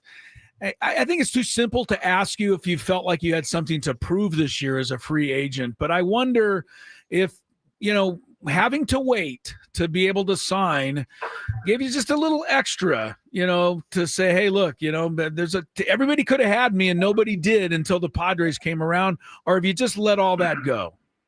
Yeah, I don't really look at it that way. I think there's a lot of great organizations out there, and, so would it so be that, they passed up on me. That's okay. I think I firmly believe that I landed in the right place for the right reasons. And, I'm just happy to be here more in a sense. And it's not to prove anybody wrong or do anything else. It's more just my passion and wanting to be a great pitcher and wanting to be the best. And I want to beat the best and compete with great athletes and go about it that way. And, I just have that pride and drive, and I really want to win too. So I think all those things are just, who I am, but it's mostly out of just winning for my teammates, for the organization. And then I want to play with the best players there are.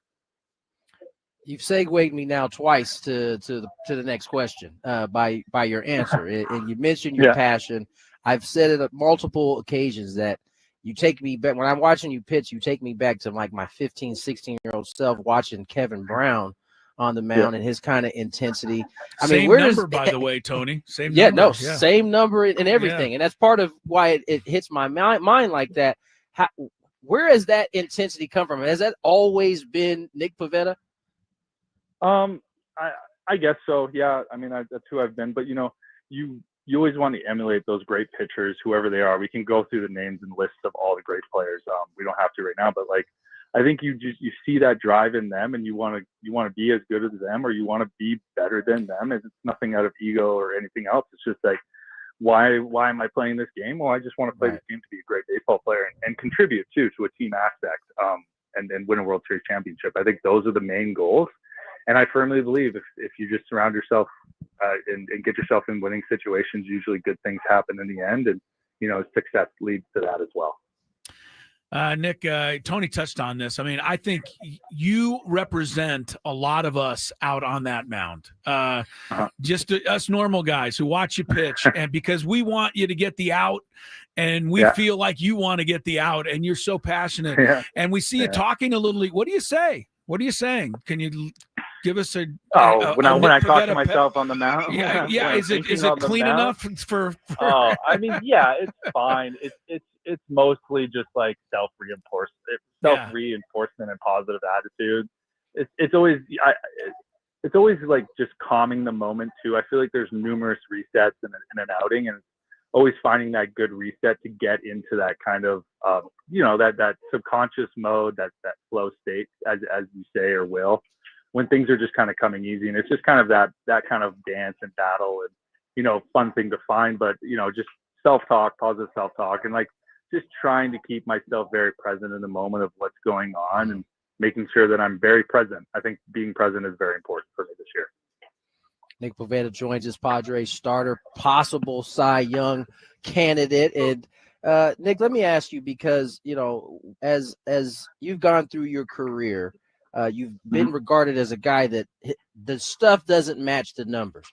This year, you're having a career year. What for you has come together in order for you to have the success that you're having on the field in this particular season? Yeah, I think it's like it's years of kind of experience, kind of getting me, obviously started in Philly, and then kind of finding some building blocks in Boston, and then trying to figure out what the correct way to build the building is now. I think in that type of term, it's what is the foundation of it. For me, what I think about there is I think limiting my walks as much as I possibly can is kind of like my safeguard. It's how many guys can I not walk? Okay, how do I not walk guys? How many times can I get ahead of guys? Okay, how many times, what pitches can I get ahead of guys? And how many times can I get ahead of guys through an order? So if you just like really filter through the sand, it's very specific things that lead up to bigger things. And I think it's, as we know, like being in the big leagues for the years that I have been, and very grateful for that. I've gotten a sense to kind of learn from it too, and try to figure it out. And I've been given time in this game, which I'm very grateful for, to continue to learn those things and progress. And I think, I've taken some really good steps forward. And I think, obviously I can be much better than even I was this year. And, you kind of just try to see how that goes moving into next year as well. Nick, we appreciate the time so much. I want to try to sneak one more in. I know you have a lot to get you're done. Good. Victoria, you're from Victoria, British Columbia, Canada, which is a place I've actually had a chance to go. And I was there with a hockey team. And of course, Canada, it's hockey. So how did you grow up and get into baseball? Did you have to fight off the hockey coaches at all, or did you ever skate? No, if I'm being blunt and honest, I wasn't the most athletic when I was younger, not to slip this on skates, and I really didn't want to wake up at 6 a.m. for practice. So I really enjoyed soccer, and I started to play soccer, and then I was playing baseball from a young age, just like little league and having fun and doing that. And I just progressed from there. And I think when it started to get serious was when I was 16 years old. I met Greg Hamilton at a tournament in Okanagan, British Columbia, I believe, and asked me to come be a part of the junior national team. And I think that's when things started to progress as a baseball player. I was about 16, 17, doing a lot of trips to the junior national team, going down to the Dominican Republic, and then doing going to Cuba, doing the World Junior Baseball Classic. And I think that just kind of set me on my road of, okay, this is baseball and this is what I want to do. And I'm okay at it. I'm pretty good at it. I wasn't the greatest, but I had a little bit of a drive and some talent. And I just try to figure it out step by step. Nick, last one for me. Yeah. You get an opportunity to work with Ruben Niebla. He's regarded as one of the best. What is it for you that makes him a good pitching coach? Yeah, I mean, that's a really good question. I don't think there's really one thing. I think there's, a number of things, but I think it's the way that he communicates to the players, the freeness that we have as players to kind of be ourselves and be creative and have fun. But then when we get into game time, it's what pitches can we throw? How are we going to execute our pitches? What homework are we going to do? So he keeps you in line, but then also when you get into a bullpen setting, it's very creative. It's very fun. And, there's just that willingness to kind of tinker with certain things. And then also the knowledge to just kind of keep things where they need to be at times as well. So I think it's just his communication overall is really good, but his just baseball knowledge, the amount that he cares about the individuals, the amount that he's learned from all of his past experiences and the way he's been able to communicate that to players is very, very sound. Nick, we're having such a great interview here. I got to ask about the nose. You're fine. I'm not in a rush all right, at all. Good.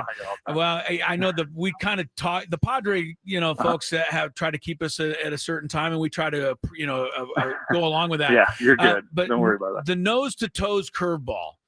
I love this. We love watching it. I'm sure you enjoy throwing it. I know they don't like trying to hit it. Where do you give? Where do you go with some credit for that? Was it an early coach? Just something you're able to get the spin rate, or what?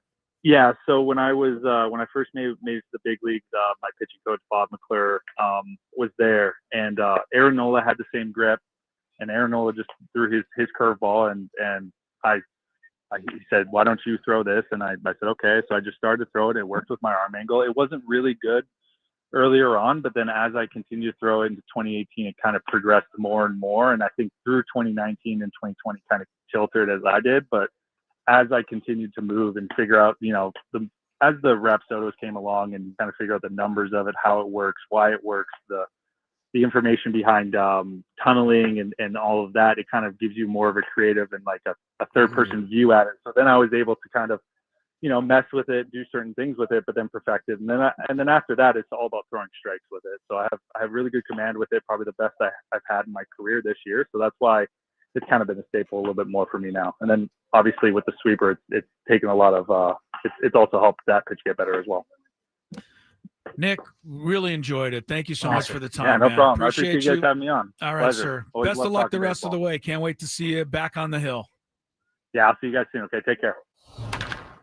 All right, there he is. What a lovely man. A lovely man. Mr. Pivetta. I haven't heard him talk much this year. I haven't either.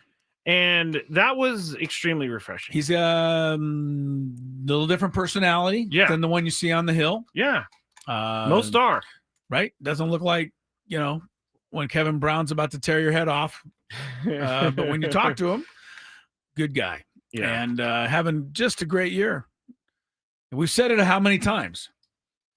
Even if I know there's fans out there not, into AJ Preller, where would this team be without those two signings he made? Pivetta and Sheets. Would they make the playoffs without Pivetta on this team? Pivetta and Sheets? No. I don't think so. They've been too big. Too many injuries around all of that. They needed those two guys, and those two guys have been steady the whole time. All right. Scrabe, we head into the weekend. We haven't talked a lot of college football. The Aztecs are idle. Maybe that's why. I don't think there's really a big marquee game necessarily. We're this into weekend. like the lame games season. The ones where Alabama's playing Alabama, A&M. Yeah. Ohio State's playing Ohio. Oof. Yeah, there's some weird ones. NFL, I think the Chiefs and the Eagles is probably the game that everyone else is watching. You'll be seeing if Mac Jones can beat the Saints. I'll be seeing if the Dolphins can force at least one punt from the Patriots.